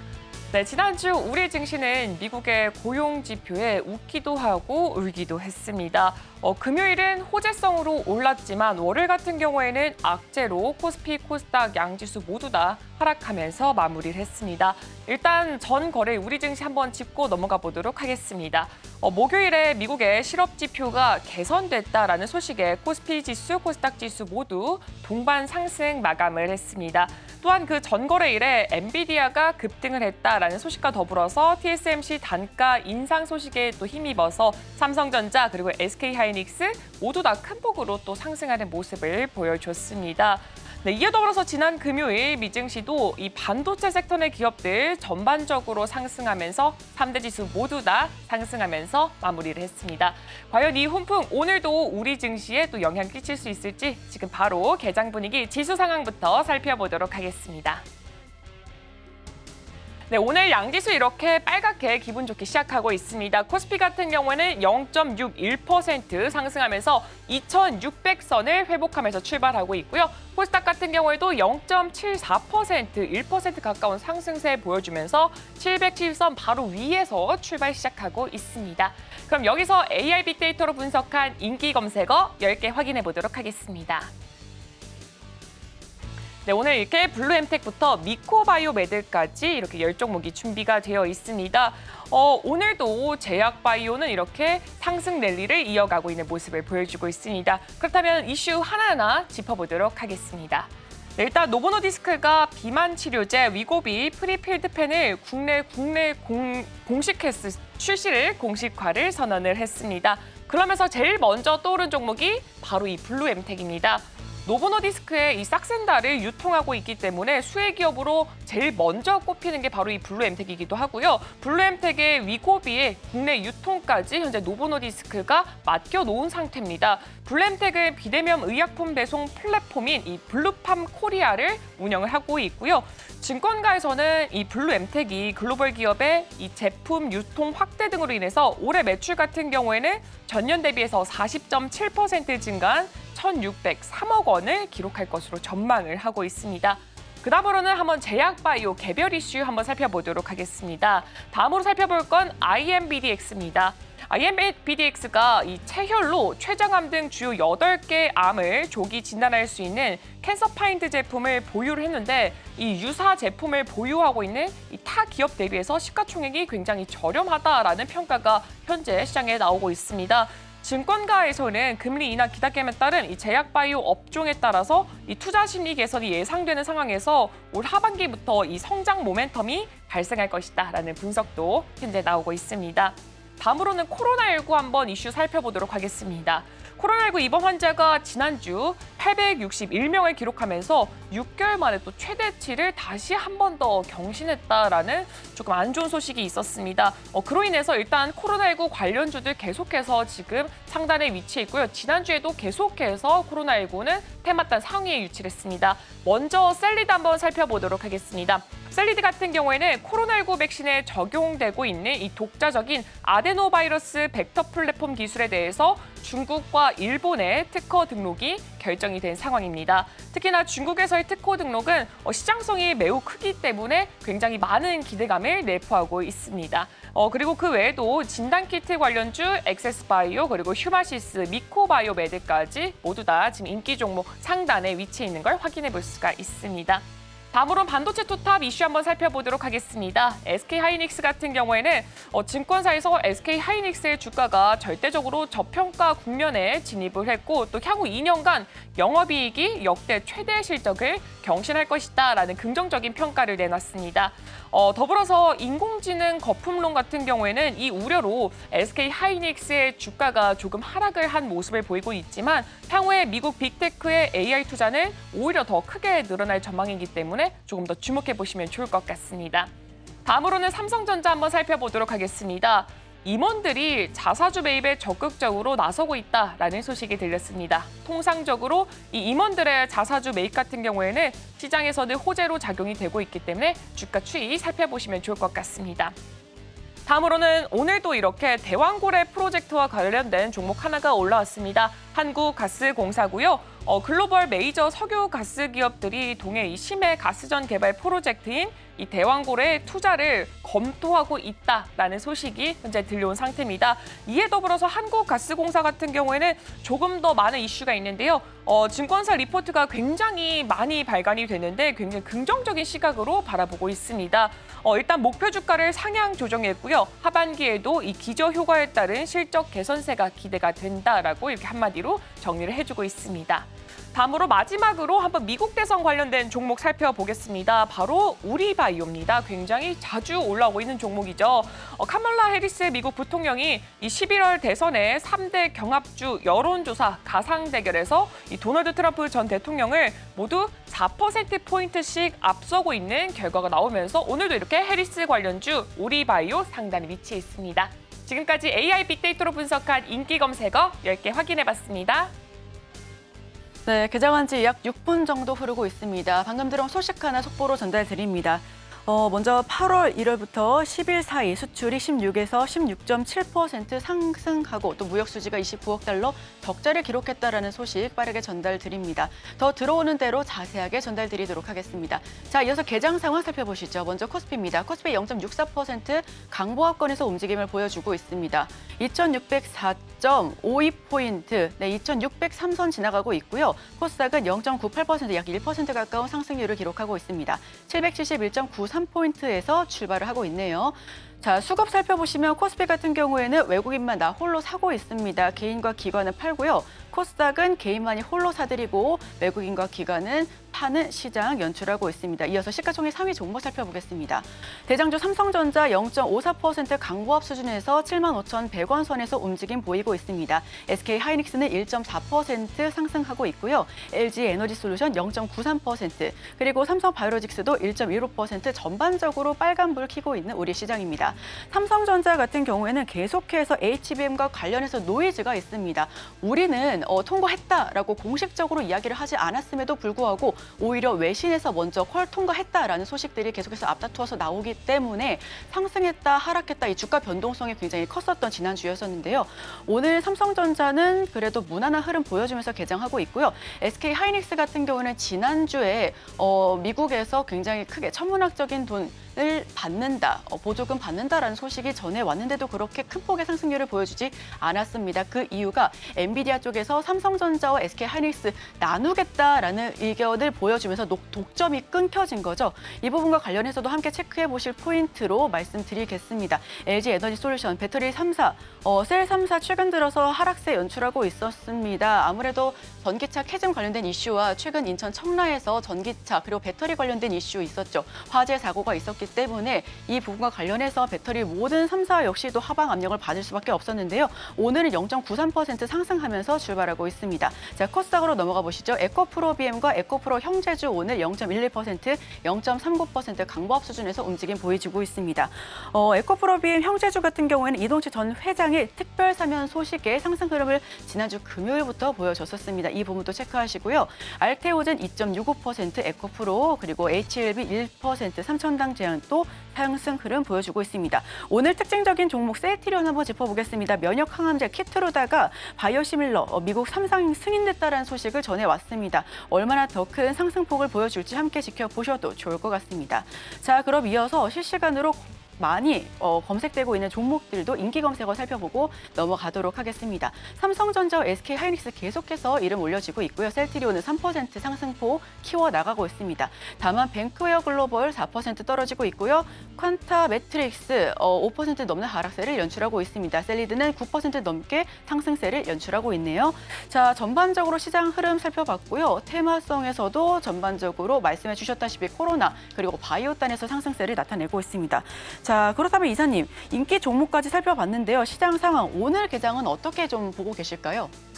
일단은 뭐 출발은 양호하다 봐야 될 것 같아요. 양호하다. 네, 일단 양쪽 시장 모두 이제 0.8%, 1%까지 상승 출발이 예상이 되고 있는 상황들인데 일단 어쨌든 그 지난주 주후반까지 이어졌던 상승 흐름을 얼마만큼 또 이어가느냐가 일단 관건이고요. 주식시장은 어쨌든 심리적인 부분이 상당히 큰 부분을 좀 차지하기 때문에 그 분위기를 이번 주까지 좀 이어가느냐 이런 부분이 상당히 중요하다 좀 볼 수가 있을 것 같습니다. 그리고 또 한 가지 좀 반가운 점은 지난주 내내 좀 아쉬웠던 부분이 외국인의 수급이었는데 오늘 같은 경우 외국인의 수급을 보게 되면 선물 쪽에서는 매도가 소폭 우위를 보이고 있긴 하지만 그럼에도 불구하고 현물 쪽에서 소폭이지만은 86억 정도 매수 우위를 보이고 있다는 부분들이 일단 특징이라 좀 볼 수가 있을 것 같습니다. 일단 제가 이번 주 그 동시효과에서 이번 주 같은 경우 부침이 있을 것인가 아니면 상승을 할 것인가 이런 부분을 말씀드렸는데 결국 상승으로 가기 위해서는 어쩔 수 없이 외국인의 수급이 필요할 수밖에 없습니다. 즉 현물 매수가 유입이 돼야 된다는 점을 말씀을 드릴 수밖에 없을 것 같아요. 지난주 주 후반 쪽 같은 경우는 어쨌든 이제 주초에 무너졌던 부분들이 길적 반등이 나왔던 부분들이기 때문에 이 길적 반등에서 어쨌든 추가적인 상승을 이끌기 위해서는 어쩔 수 없이 수급적인 부분이 좀 이어져야 된다고 생각을 하고 있습니다. 그런데 그런 부분들이 결국 외국인이 키고 그리고 이 외국인들이 적극적으로 매수를 해줘야 그런 부분이 이어지는데 뭐 소폭이지만 뭐 어쨌든 코스피 쪽에서 외국인 현물 수급이 들어오고 있다는 부분들이 그래서 반갑다고 말씀드릴 수 있을 것 같아요. 그리고 현재 124억 정도 매수가 잡히고 있는 상황들 속에서 IT 쪽으로 155억 정도 매수가 잡히고 있는 상황들이고 SK하이닉스, 삼성전자 쪽으로 매수가 유입이 되고 있는 상황입니다.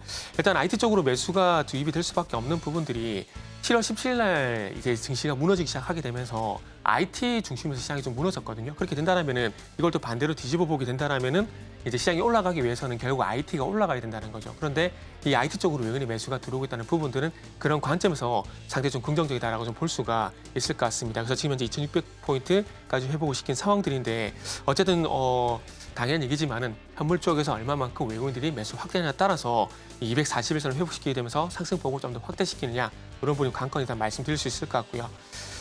그리고 여전히 이제 코로나 테마가 상당히 좀 강세를 보이고 있는 상황들입니다.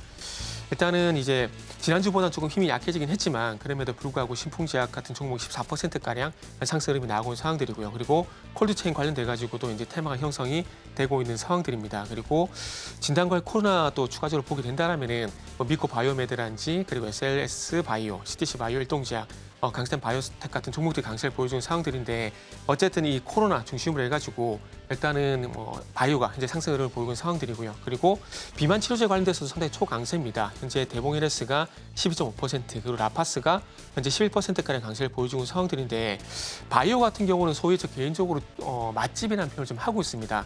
그만큼 갈만한 섹터들이 좀 많다 보니까 아무래도 이제 바이오 쪽 같은 경우는 잘 아시다시피 SC 제형, ADC, 비만 치료제, 코로나, 바이오 심리학 규제 완화 상당히 많은 바이오 내에서 테마가 형성이 되게 되면서 볼만한 섹터가 상당히 많거든요. 그래서 오늘 그래서 바이오 쪽 같은 경우는 코로나 쪽과 그리고 비만 치료제가 현재 바이오 어떤 상승을 현재 주도하고 있다 보시면 될 것 같습니다. 그리고 뭐 상승의 이유는 잘 아시겠지만 일랄일이 어떤 실적이 전반적으로 좀 좋게 나오게 되면서 그리고 올해 매출 가이던스를 또 상향 조정을 하게 되면서 오늘 바이오 쪽에서 비만 치료제 관련 종목들이 전반적으로 좀 강세를 보이고 있는 상황입니다. 네, 오늘장 제약바이오 다시 한번 지켜보셔도 좋을 것 같습니다. 먼저 최근에는 기술 수출과 CDMO에서 상승 흐름이 나와줬었다면 지금은 비만 치료제와 코로나 쪽으로 상승 흐름을 이어받고 있는 모습입니다. 여기에 더해서 일라일릴리가 굉장히 좋은 실적 발표하면서 추가적인 모멘텀 이끌고 있는 것으로 파악되고 있는데요. 자, 그럼 마지막 질문으로 드려보겠습니다. 8월 말에 엔비디아 실적 발표가 있는데 많은 분들께서 엔비디아 실적 좋게 나올 것이다라고 예상은 하고 있습니다. 다만 최근 SK 하이닉스를 위주로 우리 낙폭이 굉장히 컸습니다. 낙폭이 굉장히 컸기 때문에 지금 많은 분들께서 지금 이거 추세선 이탈한 거 아니냐, 여기서 그럼 삼성전자나 다른 종목 봐야 되는 거 아니냐 하시는 분들도 있고요. 네. 아니면 이런 이 기회에 저가 매수로 삼성, SK 하이닉스 많이 들어가 봐도 좋겠다라는 이야기가 있는데 삼성전자와 SK 하이닉스는 8월 어떻게 대응해야 될까요? 일단은 질문하신 거에 대한 대답을 먼저 드리자면은 그 고민은 조금 미뤄 두셔도 된다라는 먼저 말씀드리도록 할게요. 제가 조금 전에 이제 시장 얘기를 하게 되면서 7월 17일 이후에 IT 중심으로 시장이 좀 하락을 했었고 그러면서 이걸 또 뒤집어 보게 된다면 결국 IT가 가야 시장이 갈 수 있다는 말씀을 드렸거든요. 그러니까 이 말씀 왜 드렸냐면은 지금은 IT 같은 경우는 종목이라든지 업종 이슈보다는 시장이 영향을 좀 많이 받고 있다고 보시면 될 것 같아요. 그러니까 즉 무슨 말씀을 드리려고 하냐면은 낙폭과대. 그러니까 시장이 하락할 때 상당히 낙폭이 컸던 섹터가 IT였고 그러다 보니까 이 낙폭과대의 어떤 기술적 반등이 IT 쪽에서 일단 나올 수밖에 없다라는 겁니다. 이렇게 본다라면은 이 IT 같은 경우에도 그러면 낙폭과대로 인한 기술적 반등이 끝이 나고 난 다음에 기술적 반등에서 이제 추세 상승으로 넘어가는 그런 국면이 분명히 나올 거거든요. 그 국면에 갔을 때 방금 말씀하신 질문인 그때 가서 시장에 HBM이 집중하게 된다라면은 하이닉스를 볼 수밖에 없는 부분들이고요. 이게 아니라 말씀하신 것처럼 HBM에만 집중하는 것이 아니라 기업용 SSD라든지 범용 DRAM이라든지 레거시까지 시장이 확장되게 된다라면은 하이닉스보다는 삼성전자로 갈 가능성은 상당히 높다고 봐집니다. 그런데 거기에 대한 판단은 지금은 시장이 IT에 대해서 업종이라든지 종목을 보는 것이 아니라 시장에 대한 그 기술적 반등을 보고 있기 때문에 그러다 보니까 판단을 조금 더 미뤄도 된다라고 말씀드리고 싶어요. 그런데 여기서 그럼에도 불구하고 이제 저희 어떤 의견을 물어보신다라면은 일단 7월 초에 7월 4일 전후로 해가지고 그때 당시에 삼성전자 상당히 좀 강세를 보였었거든요. 그러면서 이제 반도체 관련돼서 전공정이 좀 강세를 보였었는데 그런 흐름을 봤을 때 지금 개인적으로는 기술적 반등이 끝이 나고 난 다음에 조금은 분위기가 상반기에는 하이닉스였다라면은 하반기에는 삼성전자 쪽으로 넘어가지 않을까라고 좀 조심스럽게 예측을 하고 있는 상황입니다. 네, 말씀해 주셨던 것처럼 삼성전자가 최고가 88,800원을 찍고 다시 한번 하방 압력을 받고 있는데요. 이 부분 삼성전자와 SK 하이닉스 같은 경우에는 조금 미뤄둬도 괜찮겠다. 먼저 매크로 지표들부터 먼저 확인하고 나서 진입해도 좋겠다라는 이야기를 들어봤습니다. 지금까지 이스토리의 정태근 이사와 함께했습니다. 오늘 말씀 고맙습니다. 네, 감사합니다.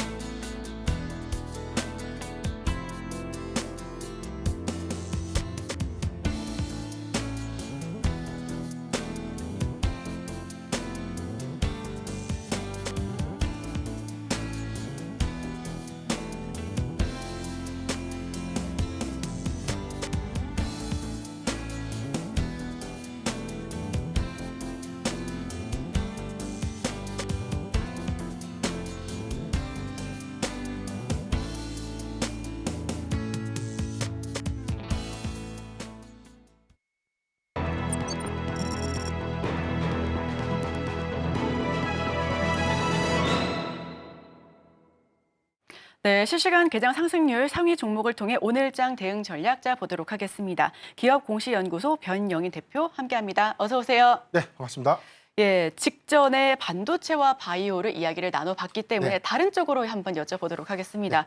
최근 들어서 조선과 해운 그리고 조선 기자재 관련주들 상승폭이 굉장히 컸었고 2008년 슈퍼사이클 비슷한 형태로까지 올라왔다라는 소식이 있는데 오늘은 힘을 받지 못하는 모습입니다. 오늘 조선과 해운 그리고 조선 기자재 이쪽 흐름은 어떻게 보고 계실까요? 전체적으로 페닉셀 장세 이후에 주가가 좀 빠르게 회복됐던 이 섹터들을 좀 보면 조선과 방산주가 그나마 좀 빠르게 좀 회복을 좀 해줬던 측면들을 좀 고려를 해야 될 것 같고요. 반도체 섹터의 경우에는 우리가 좀 체감하기보다는 아직 회복이 굉장히 좀 덜 된 흐름들을 좀 보여주고 있죠. 여기 더해서 뭐 수급이 제약 바이오 섹터에 좀 몰리고 있는 것처럼 보여지지만 이것도 최근에 코로나19에 관련된 유행, 재유행 관련된 이슈 때문에 뭐 진단키트 관련된 치료제 관련된 모멘텀 이렇게 좀 수급이 좀 양분화되는 어떤 흐름들로 좀 이어지고 있는데 가장 중요한 포인트는 실적입니다. 그러니까 지금 뭐 조선이라든가 방산 이 두 가지 섹터들이 최근에 이 패닉셀 이후에 주가 좀 빠르게 그나마 좀 회복을 하고 이 갭을 좀 메꿨던 그런 사유들 좀 감안을 했을 때는 오히려 하반기 실적에 관련된 어떤 기대 요인들이 좀 더 큰 그런 섹터들이 오히려 주가의 회복 속도도 좀 상대적으로 좀 빠르지 않았나라고 보이고 우리가 이제 과거의 조선업황과 현재 조선업황에 대한 비교 지표들을 이제 우리가 많이 확인할 수 있었는데 뭐 제일 먼저가 뭐 신조선가 지수 이 부분에 대해서는 뭐 사상 최고치를 좀 경신할 수 있다라는 이야기가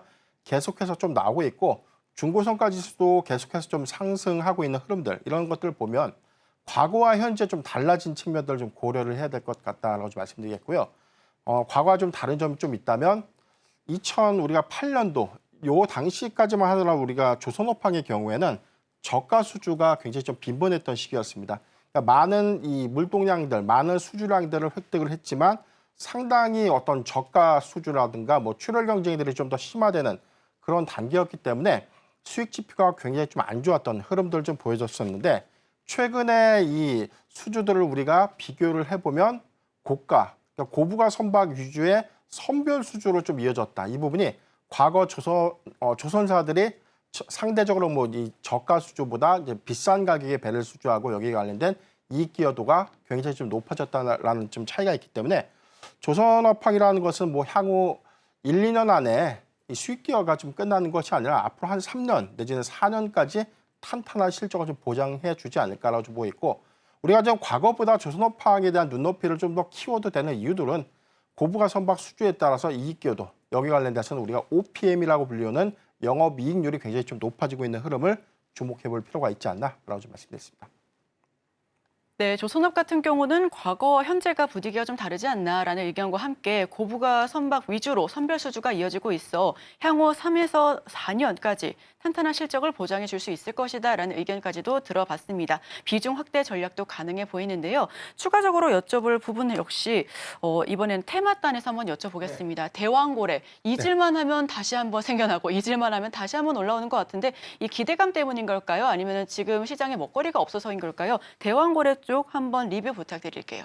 그러니까 수급으로만 보면 만약에 우리가 좀 가정을 좀 해봐야 될 것 같아요. 첫 번째가 대왕고래라는 이슈가 정말로 상업적인 가치가 있는가.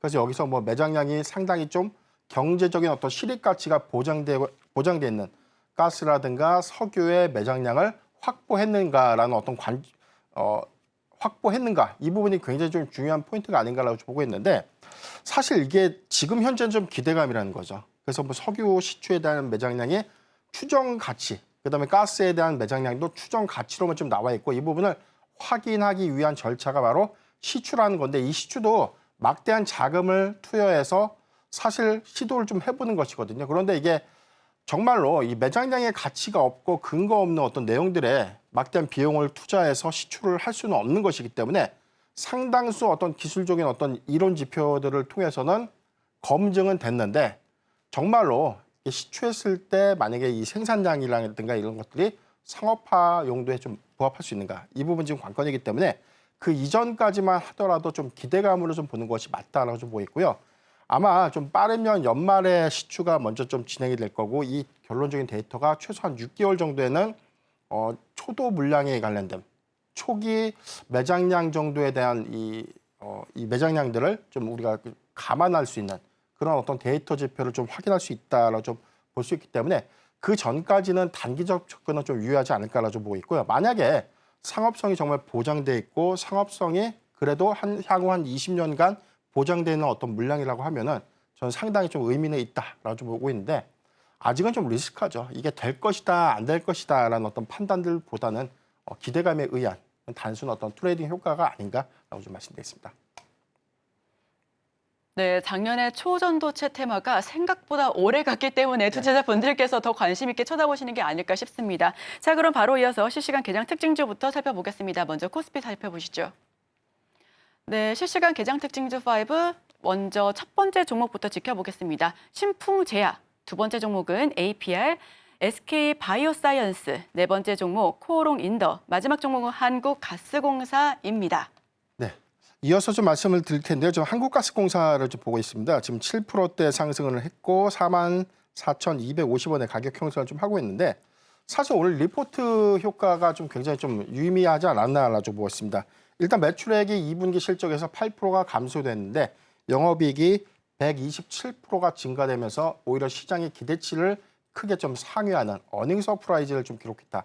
그런데 이 실적의 이면들을 보면 계절적인 비수기 요인에도 불구하고 한국가스공사에 대한 이익 마진 폭들이 크게 개선될 수 있었다라고 좀 언급을 했습니다. 여기도 해서는 뭐 향후 대한고려 관련된 시추 일정들이 좀 더 본격화됨에 따른 수급 반영, 그래서 추가적인 어떤 주가 업사이드는 충분하다라는 어떤 이 긍정적인 리포트였고요. 어떤 이 TP 자체도 이 강력 매수라는 좀 표현을 썼기 때문에 오늘 한국가스공사에 관련된 어떤 바라보는 시선들은 좀 달라지지 않았나. 근데 좀 저는 유의된 포인트가 사실 미래 가치도 좋고 사실 앞으로에 관련된 가능성도 다 좋은데 당장의 사업 성과, 그러니까 상업성이 보장되지 못하는 시추 작업이라든가 여기 관련된 기대치를 앞으로 될 것이다라고 좀 확정하고 우리가 좀 투자하기에는 굉장히 좀 리스크한 요인들이 있다라고 좀 볼 수 있기 때문에 한국가스공사가 6월 20일 64,500원 52주 신고가 경신한 이후에 주가 좀 조정을 좀 받았지만 앞으로 시추 관련된 일정들이 좀 더 본격화되거나 해당되는 어떤 일정들이 수립되는 그런 과정들의 관점에서는 저는 단기적 접근은 좀 가능하지 않을까라고 좀 말씀드렸습니다. 네, 단기적 접근이 가능할 것이다라는 의견을 보여주셨습니다. 아까 화면에 여기 나오기도 전에 저는 한국가스공사 이렇게 말씀하신 것처럼 네. 굉장히 좋아하는 종목인 것 같은데요. 삼성증권은 한국가스공사가 하반기에도 실적이 계속해서 개선될 것이다라고 하는 의견과 함께 목표 주가도 상향 조정을 했습니다. 이 부분 함께 반영하셔서 지켜보셔도 좋을 것 같습니다. 지금 현재 5% 넘는 강세를 보이고 있으니까요. 자, 그럼 이어서 코스닥도 살펴봐야죠. 화면 살펴보겠습니다.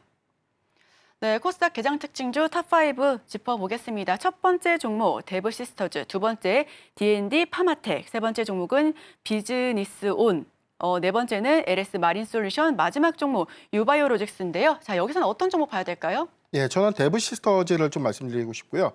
지금 현재 5.8% 상승한 46,550원의 주가 형성을 좀 하고 있습니다. 최근에 이 지난 6월 대비해서 주가 좀 단기적으로 좀 하락을 했었는데 아마 리포트의 어떤 전망치, 이 영업이익이 2분기에 적자를 지속할 수 있다. 다만 그 적자폭을 축소시킬 수는 있겠지만 적자를 지속할 수 있다라는 우려감들이 좀 계속해서 좀 제기가 됐었고요. 막상 실적 발표를 했는데 흑자 전환에 성공을 했죠. 여기에 관련돼서는 뭐 하반기에 우리가 기대작이라고 볼 수 있는 쿠키런 모험의 탑에 관련된 이 마케팅 비용들이 2분기에 반영이 되면서 오히려 적자 기조가 좀 더 유지될 수 있다라는 우려감을 떨쳐낸 실적 발표가 아니었나라고 좀 보고 있습니다. 쿠키런 IP를 좀 활용해서 여기서 이 탄탄한 이 실적과 연동되는 어떤 흐름들 좀 보여주고 있었고요. 쿠키런 킹덤의 중국 흥행이 계속해서 좀 이어지고 있고 최근에는 뭐 실적 일부 정체 구간에 좀 들어서긴 했지만 그래도 꾸준히 안정적인 매출의 기여도가 좀 높아지지 않나라고 좀 보고 있습니다. 쿠키런 모험의 탑의 경우에는 하반기 출시를 좀 앞두고 있기 때문에 여기에서 발생되는 신작 게임의 출시 기대감 내지는 신작 게임이 흥행으로 이어지는 데 따른 어떤 실적 기여도도 주목해볼 포인트가 아닌가라고 보고 있고 가장 주목해볼 포인트는 쿠키런 킹덤의 경우에 사실 인도 시장 진출을 좀 앞두고 있는데 크래프톤이 이 퍼블리싱 맡고 있는 인도 법인에서 이 쿠키런 킹덤이라는 인도 시장을 좀 공략할 때 관점 이 부분은 중국과 좀 유사한 어떤 매출 형태를 이보다도 더 확대시킬 수 있는 요인이 아닐까라고 좀 판단될 수 있는 부분이기 때문에 데브시스터즈의 경우에는 상반기보다 하반기에 실적 기대 요인이 더 크지 않을까라고 좀 말씀드리겠습니다. 네, 지난주 금요일장 게임주가 일제히 하락하면서 좀 약세를 보여줬습니다. 카카오 게임즈는 울고 또 넷마블은 더 우는 하루였는데요. 그런데 데브 시스터즈 쿠키런을 업고 2분기 흑자 전환에 성공했습니다. 계속해서 우상향할 수 있을지 지켜보셔도 좋을 것 같습니다. 자, 그럼 이번에는 오늘 시장에서 주목해야 할 주요 테마와 종목들 업종 살펴보도록 하겠습니다. 어떤 것들이 있을까요? 네, 화면 살펴보겠습니다. 테마 상위 탑3, 진단키트와 비만 치료제, 반도체 재료, 부품. 자, 대표님, 여기서는 어떤 쪽 조금 더 주목해보면 좋을까요? 예, 제가 최근에 비만 치료제, 반도체 섹터를 너무 많이 좀 다뤘기 때문에 이번에는 좀 코로나19 관련된 섹터를 좀 말씀드리려고 하는데 일단 진단키트 그리고 치료제 관련된 이 섹터가 지난주부터 선별적인 흐름을 좀 보였지만 굉장히 좀 강한 수급이 좀 유입되지 않았나라 좀 보고 있습니다. 여기 더해서는 최근에 코로나19 환자가 최근 6개월간 가장 많은 환자의 수를 좀 기록했다고 좀 발표가 됐었고요. 한 달 기준에서는 9배 가량이 좀 증가되면서 진단 키트가 단기적 수요가 좀 부족해질 수 있다라는 어떤 우려감도 좀 제기가 좀 됐었는데 이 부분은 사실 엔데믹 전환된 이후에 치료제라든가 진단 키트의 생산량들이 좀 더 급감하기에 따라서 사실 선별적인 어떤 대응을 하지 못했던 수준으로 좀 알려져는 있지만 아직은 수요에 좀 대응할 수 없는 공급 부족 사태는 좀 아니다. 이 점에 대한 어떤 차이점이 있다라고 좀 말씀드리겠고 여기 더해서는 사실 이 수익 지표가 좀 굉장히 좀 좋지 못했던 흐름들 좀 주목을 해볼 필요가 있는데 과거 코로나19 이 황금기에 이 많은 이 진단 키트라든가 치료제 관련된 종목들이 수급도 좋았고 실적의 기여도도 좋았기 때문에 사상 최고치의 어떤 실적도 발표를 한 그런 흐름들. 여기 더해서는 영업이익의 전망치 OPM도 거의 50%를 좀 초과하는 진단 키트 제조사들이 사실 코로나19 팬데믹 상황에서 한 2년에서 3년간은 가장 많은 수익을 좀 거두지 않았나라 좀 보고 있습니다. 여기서 우리가 좀 주목해볼 포인트가 코로나19가 여기서 좀 더 장기화될 수 있고 확산세가 과거의 코로나19 팬데믹 상황처럼 좀 올 것인가 이 부분이 좀 중요한 포인트인데 그때까지의 이 환자 수라든가 어떤 확진자 수가 좀 증감되는 흐름들은 좀 아니라는 어떤 차이가 좀 있고요.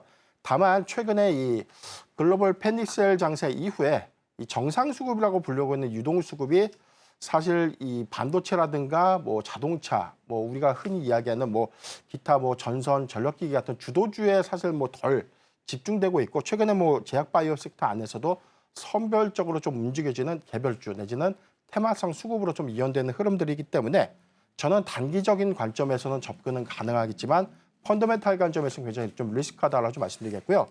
2분기 실적 지표를 보면 진매트릭스라든가 녹십자, MS, PCL 같은 종목들도 지금 현재 시가총액 1,000억 미만입니다. 그러니까 이런 것들이 단기적 이슈 때문에 주가는 가볍기 때문에 올라가는 것은 맞지만 실적의 이면들을 보면 적자를 지속하고 있다는 점, 이 점을 좀 기억을 해야 될 것 같고 확진자 수가 현재 증가가 된다고 하더라도 진단키트의 판매량이 사실 이익 회복을 현재 단기적으로 좀 가져오기는 좀 어렵지 않나라고 좀 판단해봤습니다.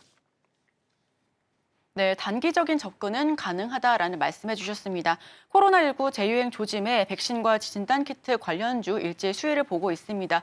딱 그 3년 전이랑 비슷한 흐름을 보여주고 있는 것 같은데요. 그 내에서도 순환매 돌고 있는 것으로 파악이 됩니다. 자, 그럼 단기적인 접근이 가능하다라고 말씀을 해주셨는데 그럼에도 불구하고 단기적으로 좀 짧게 보고 계신 분들을 위해서 어떤 종목 좀 더 주목하고 계실까요? 우선은 사실 제가 좀 오늘 섹터를 좀 갖고 온 이유는 추천의 관점보다는 리스크에 대한 경계 관점에서 좀 말씀을 좀 드리고 싶은데 우리가 현재 장세를 정확하게 봐야 되는 이 상황들이 있어요. 전체적인 어떤 시장이 쉬어가는 장세에서 어떤 종목을 좀 사서 수익을 좀 극대화시키는 것이 좀 좋을까. 그래서 좀 움직여지는 진단키트라든가 비만 치료제의 경우에도 소형주가 좀 가장 많이 움직여지는 어떤 흐름들을 좀 보여주고 있는데 그렇다면 최근에 가장 많은 낙폭을 좀 기록했던 반도체 섹터 그리고 최근에 좀 쉬어가고 있는 자동차 내지는 자동차 부품주들, 그다음에 화장품 섹터 이렇게 우리가 다 선별적 조선방산까지 있죠. 그런데 지금 진단키트의 단기 수급이 사실 수급이 반영된다고 해서 정말로 수익을 많이 낼 것처럼 보여지지만 여기에 접근하는 것은 좀 리스크하다. 그래서 저는 사실 오늘 같은 어떤 이 시장이 왜곡되고 시장의 어떤 이 왜곡 오인 현상들이 좀 더 지속되고 있는 그런 장세에서는 오히려 상승 종목을 좀 보고 있는 것이 아니라 반도체 섹터가 눌림을 주거나 특히나 이 단기 낙폭이 좀 더 심화되는 구간에서는 오히려 2분기 실적을 우리가 눈으로 확인했던 그런 종목들로 선별해서 3분기 기대 요인을 좀 가져가는 것이 더 유효하지 않을까라고 보고 있기 때문에 저는 시가총액 상위 종목들의 흐름 안에서는 뭐 삼성전자 또는 SK하이닉스가 지금 현재 구간에서 주가 회복이 굉장히 좀 미비하다라고 볼 수 있기 때문에 특히나 삼성전자의 경우에는 8만 원대를 좀 단기 이탈했던 부분들에 대한 회복 속도가 좀 더디지만 점진적으로 이 하반기 금리 인하에 대한 관한 어떤 방향성들이 좀 명확해진 어떤 시그널들은 증시의 부담보다는 완화 작용을 할 수 있는 가능성이 좀 크다라고 좀 판단해 볼 수 있기 때문에 저는 대형주 관점에서는 계속해서 관심 받을 수 있는 종목이 삼성전자 또는 SK하이닉스를 좀 주목해보자라고 좀 말씀드렸습니다. 네, 진단키트 섹터는 주의하라라는 의미로 경고등을 켜주셨습니다. 방금 들어온 소식 하나 속보로 전달드립니다. 휴전 회담에 대표단 파견 안 한다. 새 문서가 필요 없다. 하마스, 이스라엘, 이란 며칠 내 보복 감행할 수도 있다라는 판단이 나오고 있다라는 소식 방금 들어왔습니다. 계속해서 전쟁에 대한 리스크가 더 커져가고 있는 것 같은데요. 지금 속보로 나왔으니까 이 부분과 관련해서 질문 하나 드려보겠습니다. 방산. 최근 들어서 방산주의 흐름도 굉장히 좋았습니다. 여기에 더해서 전쟁에 대한 이슈 역시도 크게 불거지고 있는 가운데 우리 하반기 방산주의 흐름, 방산 섹터 흐름은 어떻게 살펴보면 좋을까요? 방산 섹터의 경우에는 계속해서 실적이 주는 연동성. 그래서 우리가 단기적으로는 실적에 관련된 이 기대치들을 2분기에 덜 반영됐다고 해서 이걸 악재로 좀 인식했던 몇몇 종목들이 좀 있었지만 제가 한 번 더 강조를 드리지만 단기적인 어떤 실적에 연연하기보다는 누적 수주 잔고가 얼마만큼 증가됐는가 이 부분이 좀 관건이다라고 보여지고 있고요. 이스라엘과 이란에 관련된 어떤 지정학적 리스크가 다시 한번 좀 대두가 되면 대형 방산주보다는 사실 뭐 중소형 방산주들이 단기적 관점에서 수급이 좀 더 반영될 수 있는 확률이 좀 높겠지만 저는 그 영향이 전체적인 어떤 상황들을 좀 고려했을 때 시장 영향들은 좀 단기적이고 좀 제한적이지 않을까라고 보고 있습니다. 왜냐하면 과거에 뭐 이스라엘에 관련된 이란의 보복 행태도 미국에 사전 통보를 했고 미사일도 사실상 뭐 발사는 했지만 충분히 좀 요격이 좀 가능했던 그런 부분들에 그런 부분들에서 우리가 좀 주시를 좀 해보면 사실 뭐 답안지를 좀 내놓은 어떤 일종의 어떤 보복 행위, 그러니까 형식적인 어떤 요행 절차를 좀 진행했다라고 볼 수 있기 때문에 휴전이라는 어떤 단서를 좀 이란이 좀 제시했던 부분들은 사실 뭐 이스라엘이 어떤 수긍을 하느냐 안 하느냐 이 관건보다는 조금 더 확인은 좀 필요하지 않을까라고 보기 때문에 이런 관점에서 방산주들이 수급들이 좀 더 부각되고 오히려 이런 부분이라는데 수급이 좀 달라진다면 저는 중소형 방산주보다는 대형 방산주, 그래서 우리가 뭐 방산 빅4라고 하죠. 그러니까 그런 종목들의 경우에는 계속해서 실적 연동 기대감 그리고 내년도까지 관련된 추가적인 어떤 수주 기대감까지 우리가 더 주목해 볼 필요가 있지 않나라고 좀 말씀드립니다. 네, 방산 같은 경우에는 단순히 이슈로서 테마로서 움직이는 게 아닌 지금까지 꾸준하게 실적을 잘 쌓고 있습니다. 그렇기 때문에 계속해서 지켜보셔도 좋겠다. 대형주 단에서도 중소형주 단에서도 함께 살펴보자라는 의견까지도 들었습니다. 특히나 골드만삭스에서 방산주 지난해부터 계속해서 눈여겨보는 섹터로 언급을 해왔으니까요. 저희 시청자 여러분들께서도 이 부분 지켜보시면 좋을 것 같습니다. 지금까지 변영희 대표와 함께했습니다. 오늘 말씀 고맙습니다.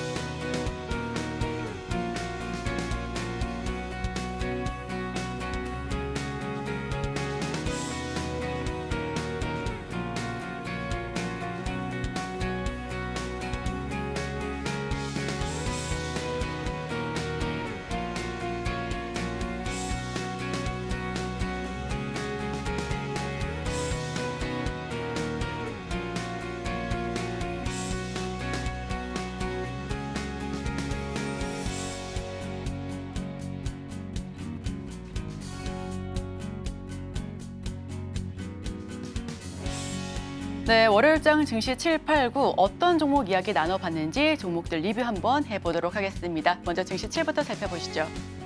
네, 먼저 롯데쇼핑입니다. 현재는 0.51% 강보합권에서 움직임 보여주면서 58,700원에서 가격 형성하고 있습니다. 배동찬 소장께서 추천해 주셨던 공략주인데요. 대형 이커머스로의 결집이 이루어지고 있고 여기에 대한 반사익 수혜주로도 언급되고 있습니다. 특히나 최근 들어서 TMF 대금 지연 사태로 인해 어느 쪽으로 매기가 옮겨가느냐에 따라서 우리는 롯데쇼핑 그리고 시데이 대한통운을 한 번 더 꼽아봤는데요. 여기서 롯데쇼핑 그리고 그 뒤를 이어 시데이 대한통운까지도 함께 지켜보셔도 좋을 것 같습니다. 시데이 대한통운은 오늘 2.43% 상승률이 더 큽니다. 10만 1,000원 선에서 움직임을 연출하고 있으니까요. 이 부분까지도 함께 살펴보셔도 좋겠습니다. 자, 그럼 바로 이어서 증시 8로 넘어가시죠. 네, 증시 8 종목은 메디톡스입니다. 현재 2.42% 역시나 강한 흐름으로 양봉 그려내고 있고요. 19만 4,700원 선에서 이어지고 있습니다. 메디톡스는 2분기 영업이익이 1,403억 넘게 이어졌다라는 부분, 전년 대비해서 50% 넘는 영업이익을 보였다라는 호세도 나와 있죠. 이 부분과 관련해서 기술적인 부분도 반등에 성공했으니까요. 함께 지켜보셔도 좋을 것 같습니다. 자, 그럼 마지막으로 증시 9 살펴보도록 하겠습니다. 네, 증시 9는 진단키트 관련주 전반에서 이야기를 나눠봤습니다. 오늘은 좀 빠지는 모양새입니다. 시제는 3% 그리고 휴마시스 2.29%, 수젠텍이 2.42%, 2% 넘는 하방 압력을 받아가고 있는데요. 단 SLS 바이오만 13% 넘는 급등세로 연출하고 있습니다. 5,100원 선에서 거래가 되고 있고요. 진단키트, 최근에 원숭이 두창 관련해서도 그리고 코로나19 재확산 관련해서도 우려감의 상승 흐름을 테마성을 띠고 가고 있습니다. 다만 오늘의 진단에서는 진단키트 관련주 좀 짧게 보고 진행되는 바람에 우리가 너무 길게 볼 필요까지는 없겠다. 주의가 필요하다라는 의견을 더 들어봤으니까요. 이 부분도 투자 판단에 참고해 주시길 바랍니다. 자, 여기까지 말씀드립니다.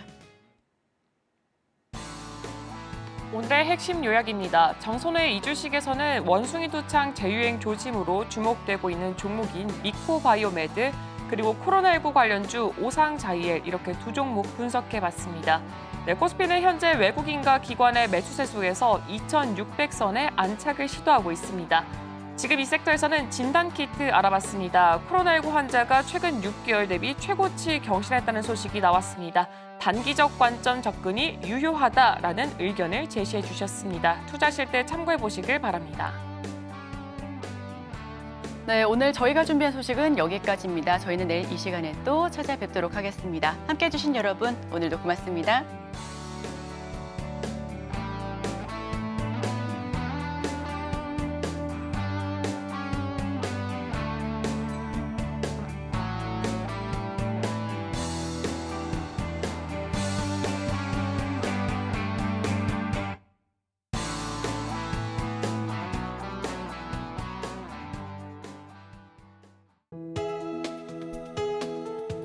본 방송에서 제공하는 투자 정보는 투자 판단에 대한 조언입니다. 방송에서 제공하는 주식의 가치, 가격 상승 및 하락에 대해서는 방송사에서 보장하지 않습니다.